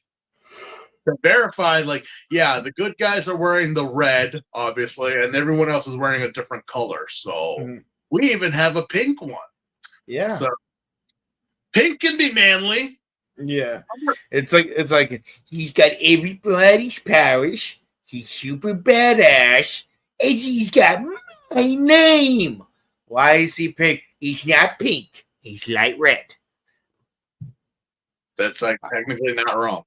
I swear, out of all the good TJ Omega quotes I could be making, this is probably the singular line that he has ever made that I would quote on a regular basis. TJ, thank you for not trying to sue us and making us pay you royalties for using that one line in that one top 10 video you made over a decade ago. Maybe even 15 years ago. Yeah, the check is in the mail. Just don't cash it. Yeah. Also, what have you been up to? Because I haven't heard from you in like forever. What, me? No, it's TJ Omega. Like, what has he been up to? Nothing controversial, I hope. Well, what isn't controversial nowadays? Apparently, I don't know. anything and everything has gotten people just upset for no reason. I just kind of sit there. I don't know. Like a lot of YouTubers that we watched back in the 2000s have went through at least one controversy in their lifetime. So it's like I wouldn't be surprised, but it's like if anything did happen involving him, I wouldn't even know because I didn't hear about this in the news. Heck, all of us just now found out that 3 years ago, TJ Roberts passed away. May he rest in peace. Yeah, that was around the same time we lost Jason Frank. Yeah. But no, 2 months prior, in fact. But the thing, well, not to go off on too much of a tangent, but we all have always with the Masked Rider show, always was like it was the butt of this was in a way the little brother that just didn't do it in terms of Saban properties, Power Rangers led the way, VR Troopers followed and did fairly well, which is also available on Tubi to be streamed now. So want to watch VR Troopers, it's available on Tubi. Yeah, and like I know that there's talks about doing a Beetleborgs reunion. Well, here's the thing about again, I despise Beetleborgs after watching Kabuto and B Fighter, I'm like, wow, we really dropped the ball here. But again, it kind of started with Masked Rider, because you look at we didn't know it at the time, obviously, what the source material, obviously, but when you watch an episode of Masked Rider, and I have because it's on YouTube, it's like, wow. Now again, I know we all know by this point, but even as a kid, I was like, this doesn't feel right. Not one bit. Doesn't feel right. Like the music doesn't feel right. The fact that he has a sword and the sword shoots like laser blasts. He doesn't really stab anyone or cut anyone. He just kind of pew pew, and then they die. I'm like, but then when you actually watch Black RX, it's like, how did we get away with it? Or how could we have gotten away with it if we even tried? But the fact that the actor passed away, and he did his best, obviously. Yeah, he did a good job in other projects he was in. He did what he did, and he left his mark. And he was even a stunty in Sonic 3. At least the show ended, and it ended in a way that, okay, the story's done. It's done. Could there have been a sequel? Could there have been another Masked Rider? Oh yeah. But as I said, America just is not mature enough to accept, a Japanese insect hero. No matter how hard we try, we can accept Spider-Man, the Blue Beetle, and all many others, but the Kamen Rider, I don't see it ever happening again. Yeah, I mean, Kamen Rider Dragon Knight was actually really good. Really good. I have heard, but it was the network that fricked it over because the thing is, and again, it was at that point in time. Look, the live action Japanese property boom had come and go with Power Rangers. Again, we all know Superhuman Samurai. The Kamen Rider, the VR Troopers, the Beetleborgs, everything, even American made Tokusatsu. It came and it went. And the Power Rangers apparently had the lasting power to go as far as they did. In terms of the fact that Dragon Knight, that Ryuki got brought over, I'm like, oh, okay. All right. I know of the Kamen Rider. I don't know too much about him, but I know. And yeah, it won some awards, it won some Emmys and things like that. But apparently, again, we don't have the faith or the to take a chance anymore. Like I've said, We don't take risks anymore in America. We want something that makes money and makes cash. Power Rangers was already losing money at this point. So could we make a Masked Rider? I don't know. And as I said, I don't think it's possible. Even so, we lost a hero and it sucks. Mm-hmm. I wish we could have continued. I wish we could have had something. Maybe if Saban had, again, had faith and brought in Forze, maybe because Forza again, would have been an easy season to do because it's in high school. Maybe have the Forze rider be like the son or something of Dex. Leave Purpose in the 90s, okay? Leave him there. Don't bring him back. Hail all to our God Furbus, but please leave him there, okay? Mm-hmm.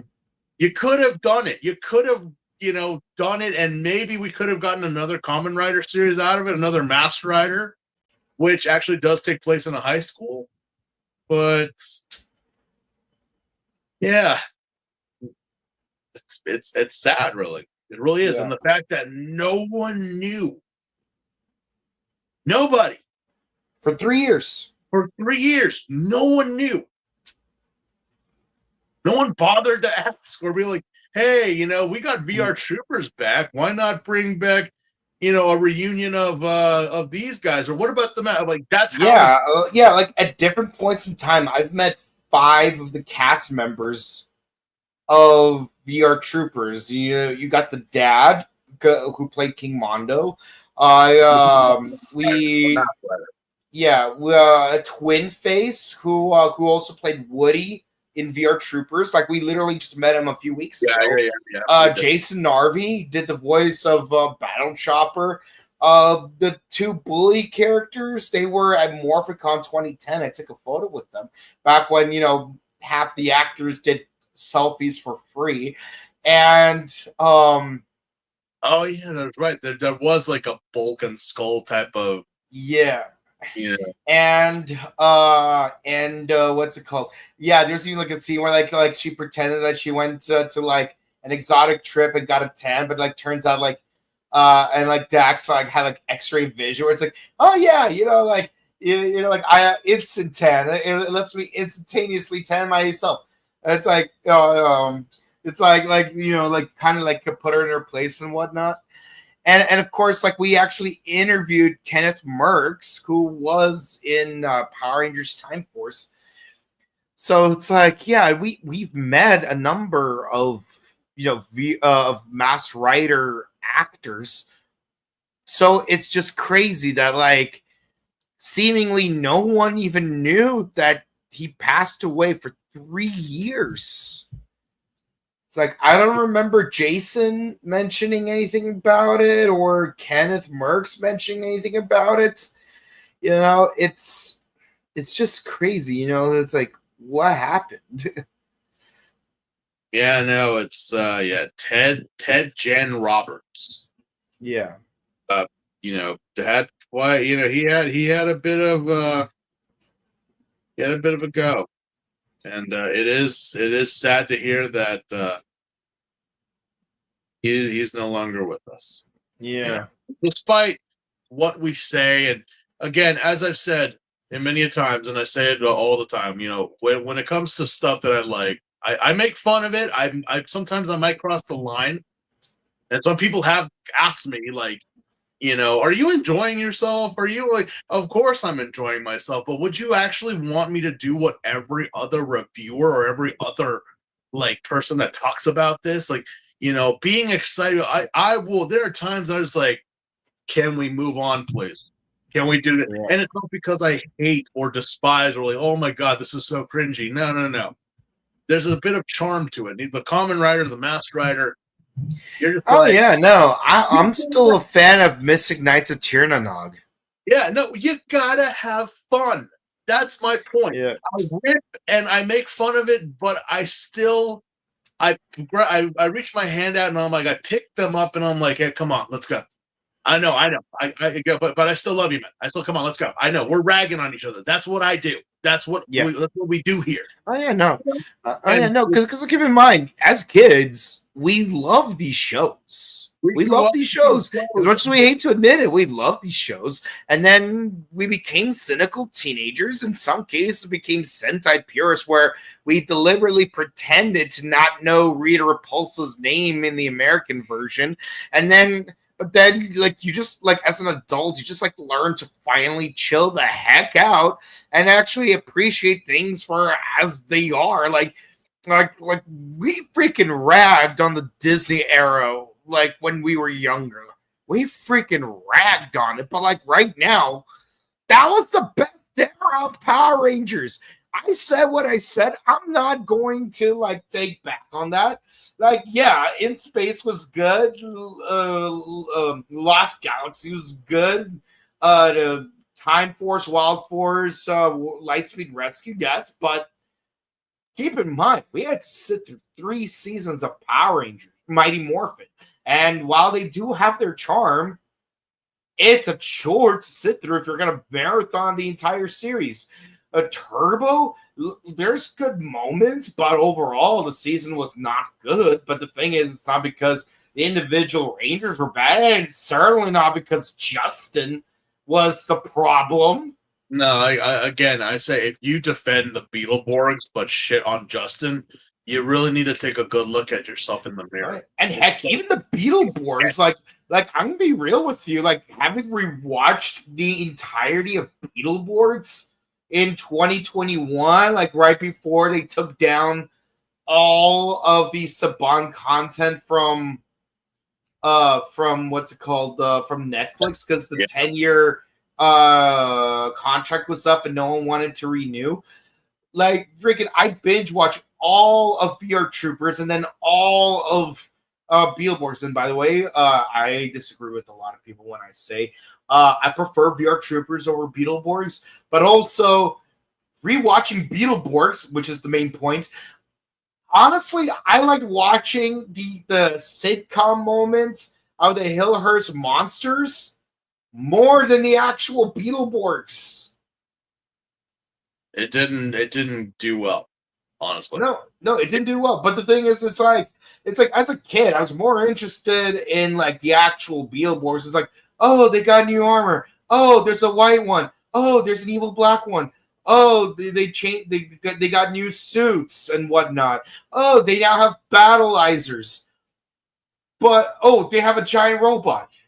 But at the end of the day, like, rewatching as an adult, the best thing about the Beetleborgs was literally the Hillhurst monsters, like the shenanigans they get into, the sitcom side of the show. That was the best part. Didn't care for Van and Trip. Did not care for those two.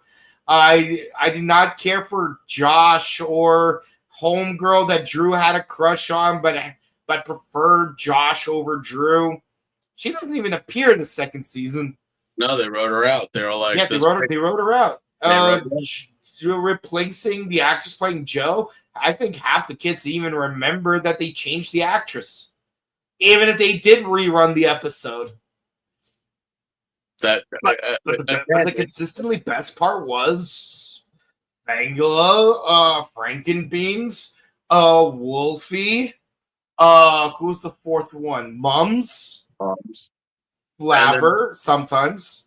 Little Ghoul. Yeah, there was another one. Yeah. There used to be a gargoyle dude, but they wrote him off the show. Yeah. Well, wasn't he the one that, like, killed Zane in Space or something like that? They used that suit as the one that killed Zane. Did they now? I need to rewatch that. I remember watching, like, where have I seen that suit before? But yeah. Again, that's what we do here, and again, whenever we hear this news about, again, it could be American or Japanese.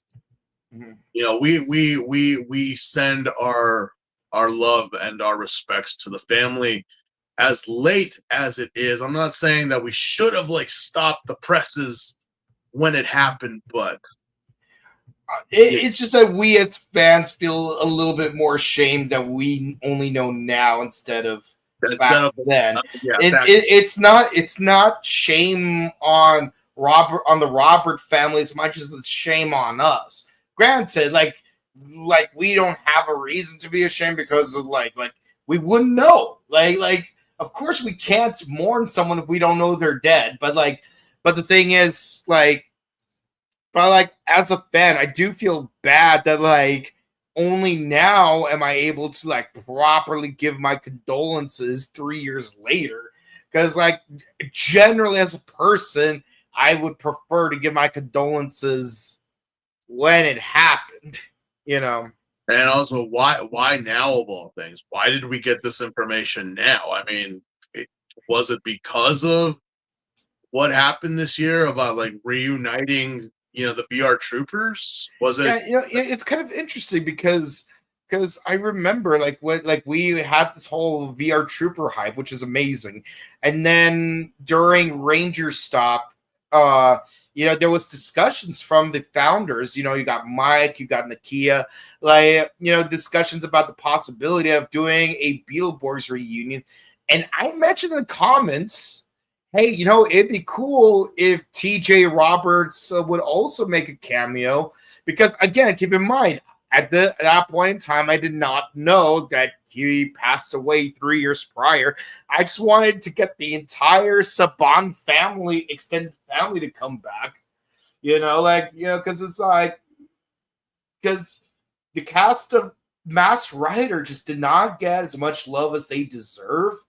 And I know TJ Roberts was in a lot of good projects aside from Masked Rider. So, I would have loved to meet him. So I offhandedly mentioned, I don't think it's because of me that it's mentioned now, but it's also not outside the realm of possibility because I did drop his name. But yeah, no, with the talks about a Beetleborgs reunion, now it's it is possible that it's so that fans don't get their hopes up for Masked Rider. But with that in mind, shame on us. We should have hyped up Masked Rider 4 years ago so that, Well, technically we have and did, but just in a comedic form, not again, the nostalgic of everyone remembers Power Rangers, but then, no one looks back at the older American Tokos and just feel unless it's again, but we can continue that one on another note. But where did we leave off? Episode 94. It's very quick to summarize. We start off with our heroes being surrounded by the 6 Shocker Riders. They narrowly escape. Tachibana tries to teach them a new move by having them circle around each other a lot. Basically, he's teaching them how to be Shocker troopers. Let's keep it 100. They gotta train and get that whole, the pre-80s montage before the 80s happen, But we also get the whole thing about so there's another kaijin. What happened to the past kaijin that we had? There's another kaijin that shows up. Apparently it's a slug mushroom. Slug mushroom, yep. And I'm so what happened to the other kaijin that we were fighting? You guys didn't kill it. You guys didn't Manta Ray, dude. Yeah, it's you captured it. Apparently Hongo and Ichimonji captured it. But after that, well, what happened to it? Kind of just disappeared because now we focus on slug fungus thing, and what it does, it goes into the headquarters of the anti-shocker group and takes over the body of the leader. Yep. Meanwhile, 3 of the takes out the other 3 anti-shocker troopers, and then their bodies get possessed by 3 of the Geld Shocker grunts. Is that just a thing now that we can do? Apparently, we can amalgamate into other people's bodies. It's literally a case of the body snatchers. But yeah, so Oh, hell no! Oh, hell no! Oh, hell no! Oh, hell no! Oh, hell no! Oh, hell no! Oh, hell no! Yeah. Yeah, but we do receive the information. We finally, after 3 episodes, we finally listened to the capsule. So the capsule technically doesn't have Great Leader's name or identity on it. It's coordinates. That's not a red flag at all. What? You said that the identity was on the capsules. This is false advertising. It's like Chang. It's like Senior Chang going, when you say it's 9, it's supposed to be at 9. I'm like, so what was the whole bullshit of like, oh yeah, the capsule has, you know, death waves that will, like, you're giving coordinates. What exactly? Like, well, I mean, if you don't know what coordinates are, I'm like, yeah, there's a very strong chance anyone who listens to this will be like, I don't know what latitude or longitude is and where, like, how that could be applied to. No one uses maps anymore. They use apps. All you Well, gotta do actually, you can input coordinates Well, I onto know, Google. but how many people do you know say, hey, Siri, can you give me the latitude of something, something, and the longitude of this and this and that, and tell me how long it's going to take me to get there? No, they just say, yeah, where's the nearest 7-Eleven? Like, that's it. Like, you can type coordinates into whether it be Google Maps or whatever, but coordinates. Let me take out my ruler really quick. And a 90-degree triangle. You know, it reminds me of that movie, the what was it called? The Deadly Claw, you know, where they find, like, in the movie, they find, like, that, you know, that there's been attacks and, you know, they're like, okay, but they're sporadic, right? Mm-hmm. And instead, like, the guy apparently pulls out, like, a ruler and he just starts making a spiral. But the attack was here, and here. How do you get a spiral out of that? And saying it's coordinates, it's latitude and longitude. That's the thing here in this situation. I'm like, you know, at least in Operation Overdrive, they actually had a methodical system of, like, figuring out that they had to go to Greece to get that chalice. Well, yeah, I'm like, we're talking about the Pantheon, so where's the Pantheon in Greece? Okay. You know, but it's like, oh, the 5 jewels were here, and here. Hey, look, they're all equidistant from each other from a certain coordinate. Let's connect them to a single central coordinate. They're in Greece. Wait, hold on. Oh, this is in the middle of the ocean. What's going on? Wait, hold on. Now, the Corona roar came in, like, several million years ago, so maybe we need to do the same coordinates on Pangea instead of modern Earth. It's like, oh, where do you have to go to Greece? Yeah. So again, you know, but we actually get an answer to my question of what happened with the past Kaijin. The past Kaijin is at the coordinates. Mm-hmm. Our Mantis B thing is at the coordinates, and he's fighting 2 Kamen Riders. I don't see this going anywhere good for him. You might as well have had, like, sent in a kid with a wheelchair to take him on, because at least they would have gone easy on him. Mm-hmm. Not what they did with the Mantis Moth B thing. Because they just literally, they do that move that they learned and just toss them off a cliff. Yep. Literal cartoon shenanigans. Yep. But now we have to storm the coordinate in order to, like, find the Great Leader.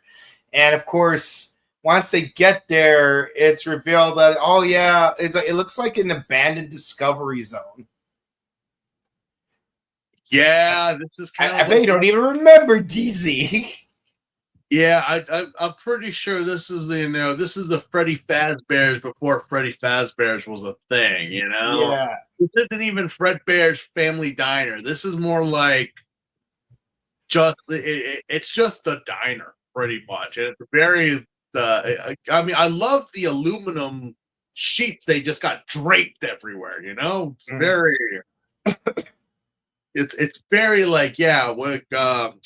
I'm guessing we're trying not to get radio waves in here. Yeah. But so they get ambushed by all 6 Shocker Riders again, and the Mushroom Dude. But the head of the Anti-Shocker Liberation Front is missing, along with the captain. But he shows up with her, like, arm locked by him. And he sounds a little bit different than usual. I wonder why. Godfather, she's doing the evil voice. I always know I have got them when they start doing the evil voice. What? Yes. Once again, I had no evidence. It has been a hell of a week, to be honest with you. But once they have done the evil voice, you know it is the murderer. yeah. So what is the deal with this lady? Yeah, she's constantly getting attacked. Could it be that Great Leader is the woman? Ooh, that would have been interesting. That would have been like, wait a minute, you're telling me that, oh my God, it's a lady. That would have been freaking amazing. That Great Leader this whole time has been a woman. Yeah, you know, Mr. Voice from Bokenger was actually like a woman using an avatar before VTubing was even a thing. Yeah. Whoa, seriously. Bokenger was VTubing before VTubing was a thing. I swear that would have been freaking something amazing, but no, she is actually, well, for right now anyway, she is actually on their side. Because I was like, bro, if it turns out that that lady over here is actually Great Leader, that would have just been like, no way. It's like, yeah. So you're telling me to think about it, how many final villains from Kamen Rider are even female? Let me think. Hold on. well, the one Not that- Ichigo, not V3, not X, not Amazon, not Stronger, not Skyrider, not Super One, not Z Cross, not Black RX. J kinda. Godmother, it's technically no Fog Mother. Her name's Fog Mother. I mean, like we assume it's female. technically, I know that. Well, not the final boss, but was a main one was in Forza with Virgo. Hold on, let's see. Oh, Virgo was actually a dude. Virgo was a dude, but again, when it turned into like, well, But that was Scorpio was a woman. No, but I mean, like when it was the disguise, you know. So let's see. Not Kuga, not Agito, not Ryuki, not Fize, surprisingly. Not Blade, not Hibiki kinda had 2 villains, one of which was female. I mean, technically the main villain is Orochi, which is an 8-headed snake, but we never actually see Orochi in the show. So not Kabuto, not Deno, not Kiba, though technically Mio should have been the final villain. Not Decade. W was really close. But no. Not O's, not Forze, not Wizard, though it could have been. Should have been. Gaim? No. Technically no. Even though sort of, kind of, but no. Not Drive, not Ghost, not Xaid, not Build. Tsukuyomi could have been in Geo, but wasn't. As could have been in 01, but wasn't. not Saber, not Revice, not Skits. Not Gotchard. Yeah. We could have had one for Gotchard, but we didn't. Yeah, unless Lysel becomes the final villain. We've never had a final villain that was female. They need to make one. They really do, because that would have been something. But Yeah. again, we just went through like every season of Kamen, all 39 seasons of 39 seasons. I mean, literally, because again, in the episode, we actually defeat all the riders, all the evil riders, and the fungus slug thing. So does that mean that the leader of the anti-shocker organization is dead? Did we kill him too? Because he was the slug monster. Well, He did amalgamate with him. So did we kill the leader of the anti-shocker organization? I guess we kind of did. It's like you guys were only there for 3 episodes for no reason. Y'all spared the Jaguar Urchin and the other ones and let them live, but we couldn't save the guy who was the leader of an the resistance. But you see, he doesn't have a daughter. Yeah, that's pretty much the bullshit. Yeah, so basically, they get surrounded by the 6 Shocker Riders, but somehow, miraculously, end up outside. Miraculously. Yeah. And then we do that spinning thing where all 8 riders are spinning around like they're Shocker grunts from the first episode. And then the 2 riders jump and then, just bolt out of there. And for some reason, the 6 Shocker Riders just, jump right after them. And they just simultaneously collide against each other, killing all 6 of them. It's literally like dominoes. One gets knocked over and the other ones fall, and then they all blow up. All 6 of them just gone. Just like that. All at once. Yeah, it took you. It really took you that long to destroy all of them, really? Yeah. You'd think that, you'd kill them off 1 or 2 at a time, like the Psycho Rangers. Yeah, but we only got 4 episodes left, so. Yeah. So now we have to face the slug dude, and of course we just double rider kick him. And he falls over the gorge and just dies, just blows up. And again, we actually killed the leader of the anti-shocker organization. So I wonder if we're gonna see him in the next episode. If we do, I'm like, so what was that then? Well, I'm going to see about the continuity, because so far they've been keeping the story. So if it is true, then the guy should be dead. Yeah, but I'm not gonna lie though, the next episode feels like a one-off. It looks like it, no joke, by the preview, and I'm just like, really, guys? Yeah, this amazing story arc. That this amazing story arc is followed up by a one-off. Only to do a 2 or 3-parter immediately after. Yeah, because now that we are done with this review, literally we are. It is time for the next episode preview. So, yeah. Ox plant dude. It is literally, what is it? The monster crow ox. Oh, right. It's a crow ox. It's a crow ox. So, yeah. That's it, guys. You got to wait for next week where we battle the crow ox. Yes. And then we'll finally be done with the TV run.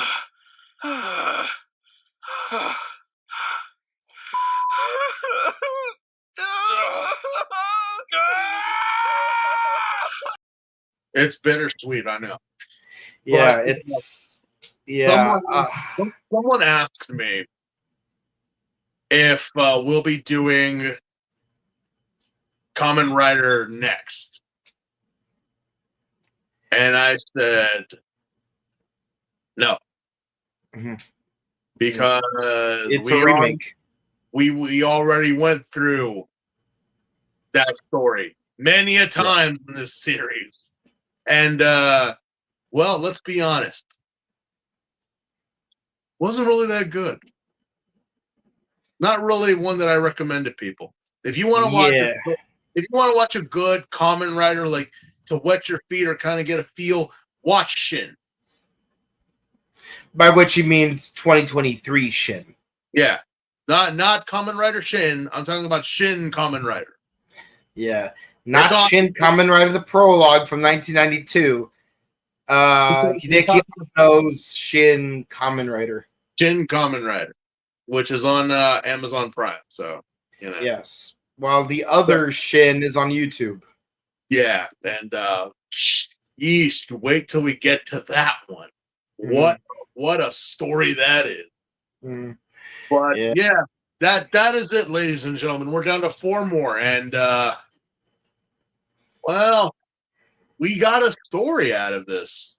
Yeah, surprising.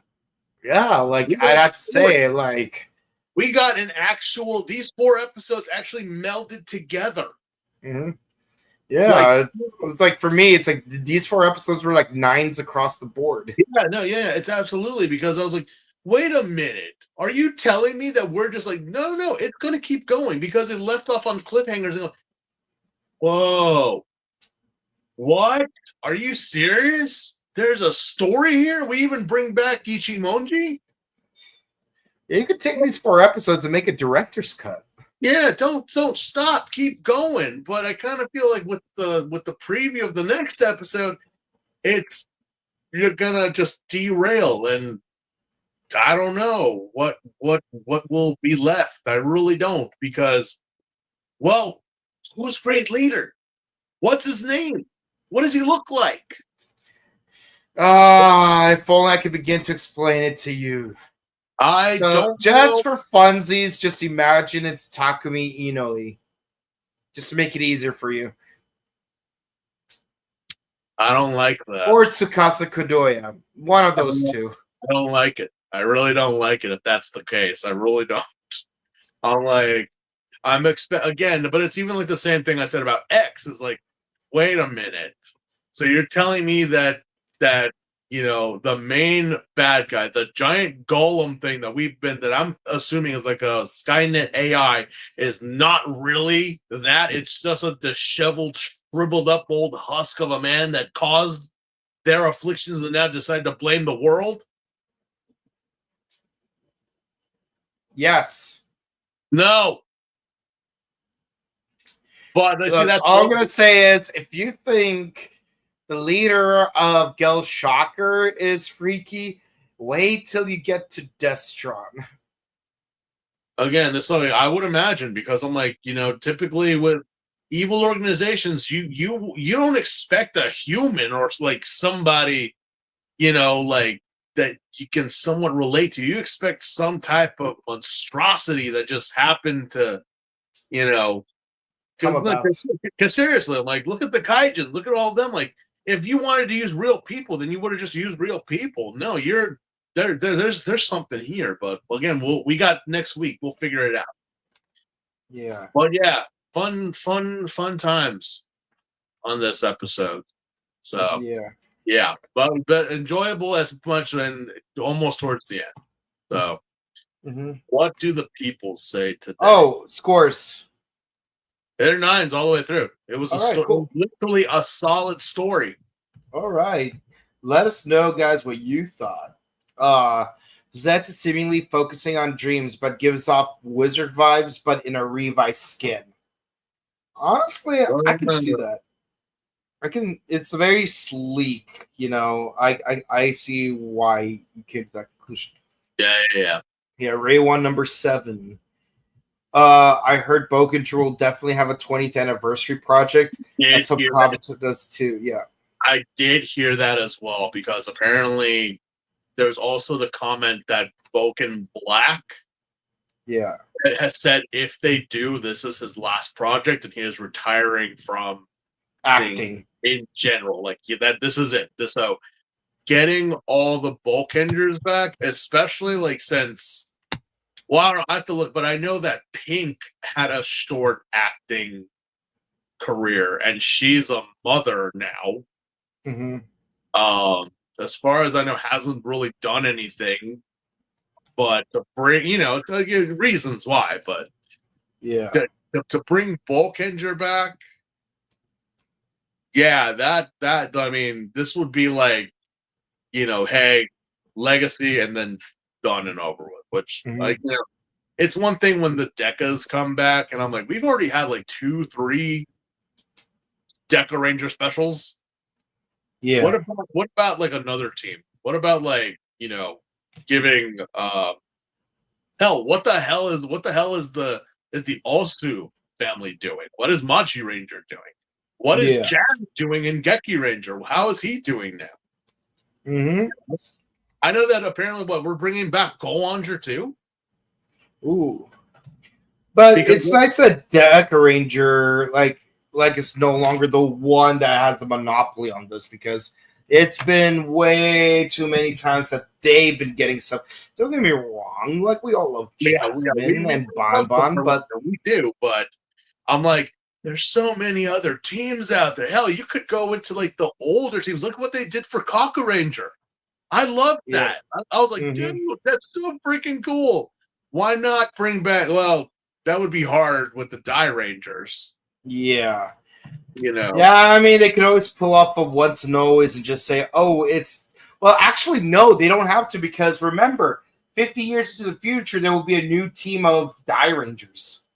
Yeah, just like, again, it's them older, but not the grizzled old hags that they turned into at the end. Yeah, so like you could just pull off a Zeo where it's like a new cast of young Die Rangers, but still have Rio and everyone else, the background, like, as their teachers or something, Again, maybe. Well, no, I don't think Zoo Ranger, could. Maybe. I mean, I don't know. Zoo Ranger kind of left off like everything was tied up. I don't really see Bandora doing anything bad because of, well, she's now a grandmother, technically.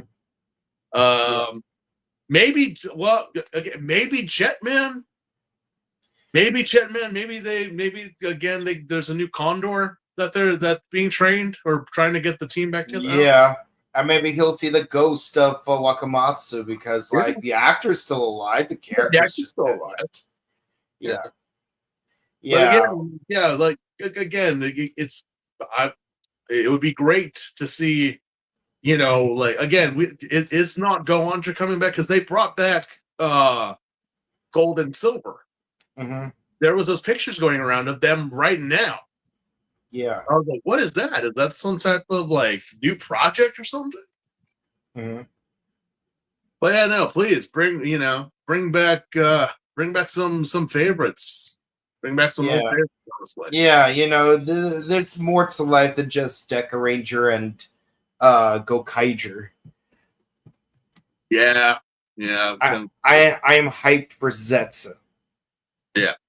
Yeah, I'm a little concerned and uneasy, because it's like even with the English dub, it's like I'm gonna miss having like a theme song where like.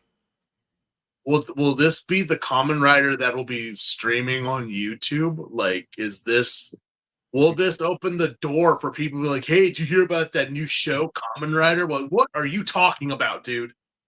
Oh yeah, like Rage of Thrones. It's like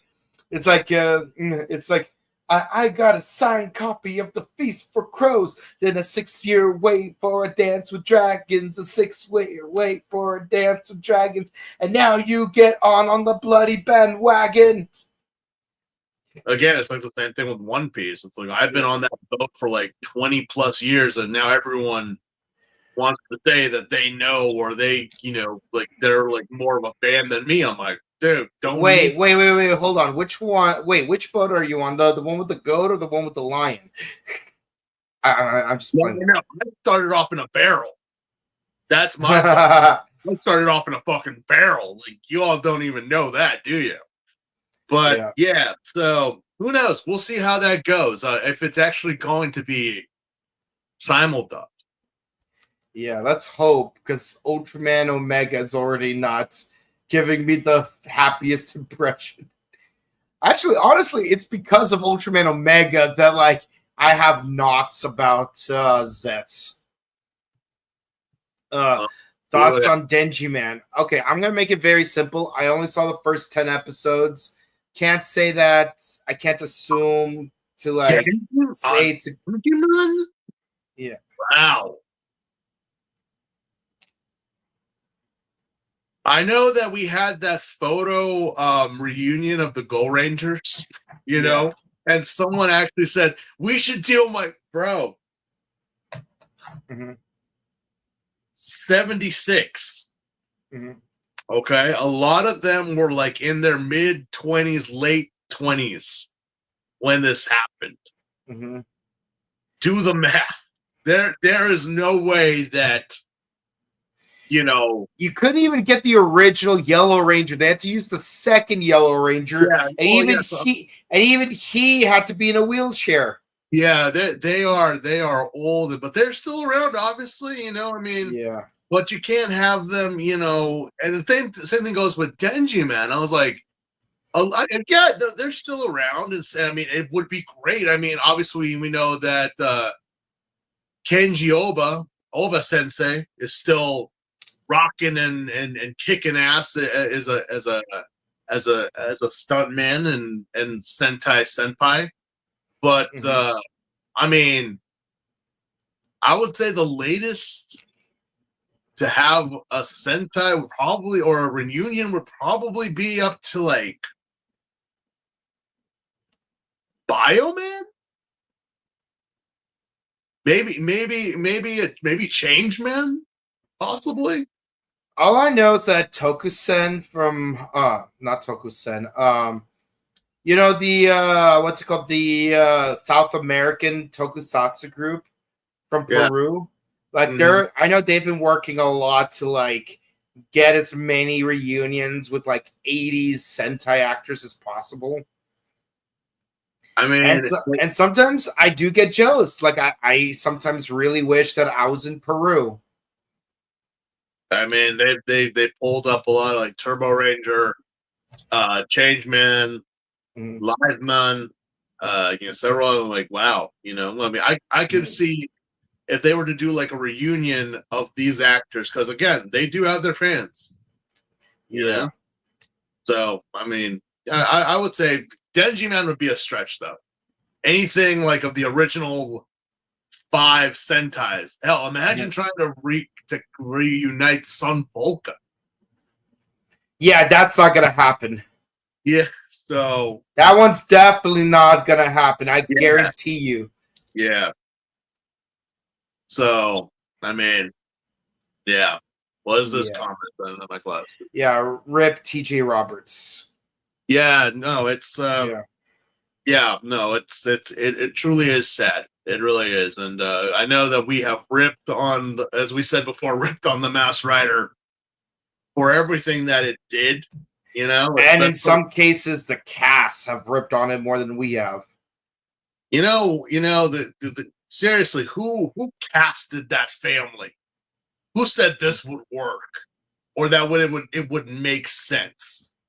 You know, I mean, allegedly, all 3 kids were adopted. yeah, All 3 of them. I know, but I'm like, but you had a little door in your house.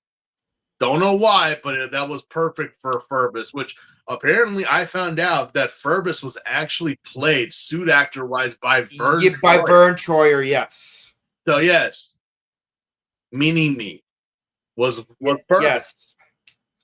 So- Indeed. What's his name? Played by the Mage was part of the Power Rangers legacy through one of its sister shows. Mm-hmm. Mhm.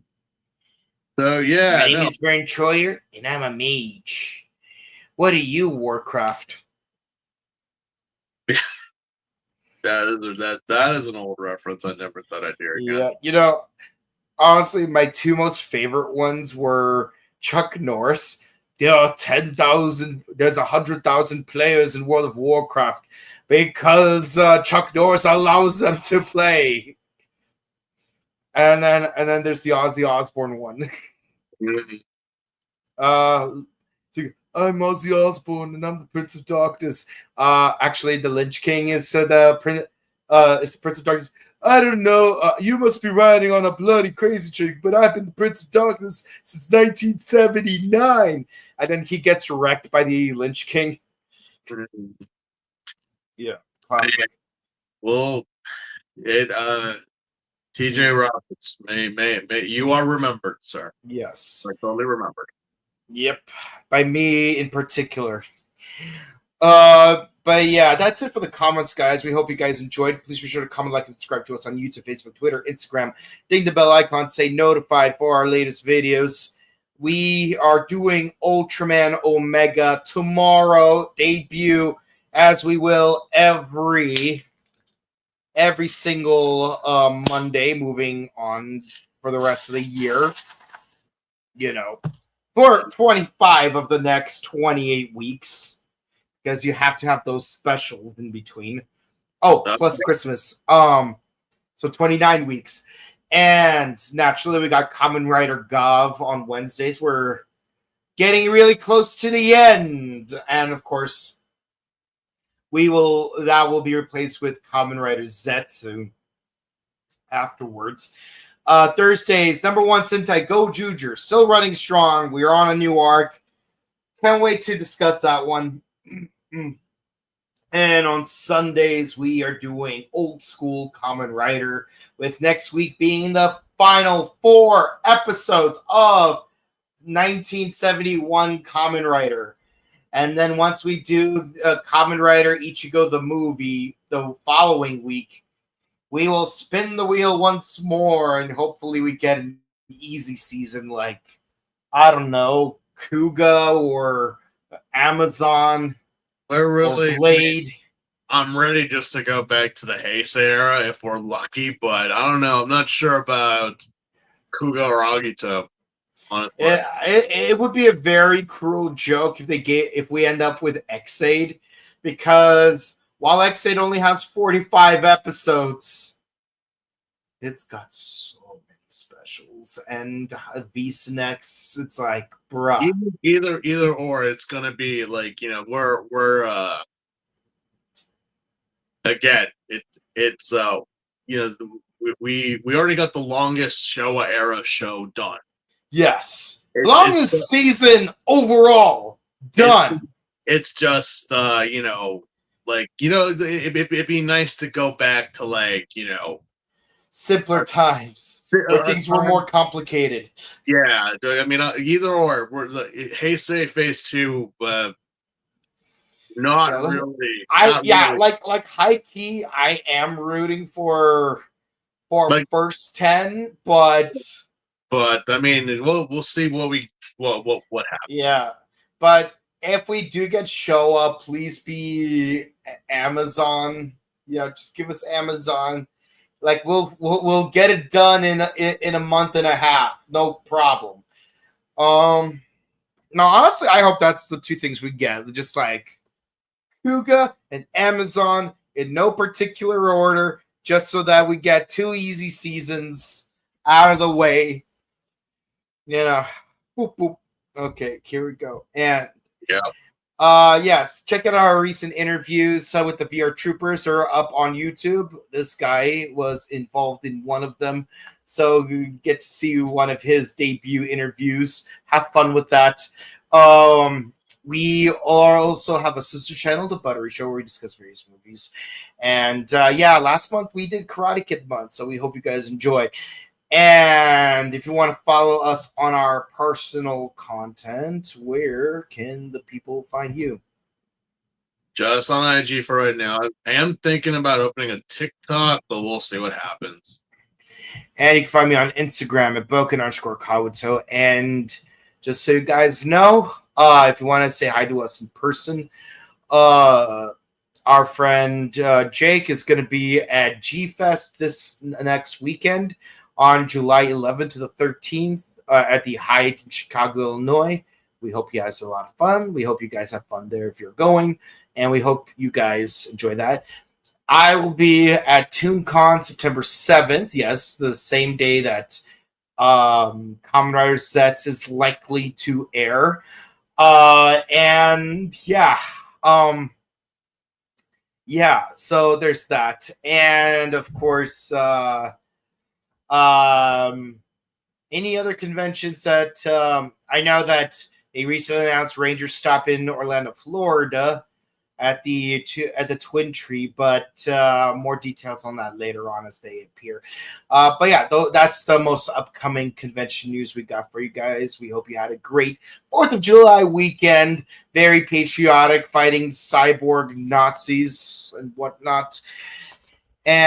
Eat plenty of red meat like a Monkey D. Luffy, and have a good rest of your week. We can't wait to see you again real soon. And until next time, have a good one. Peace. Later, guys.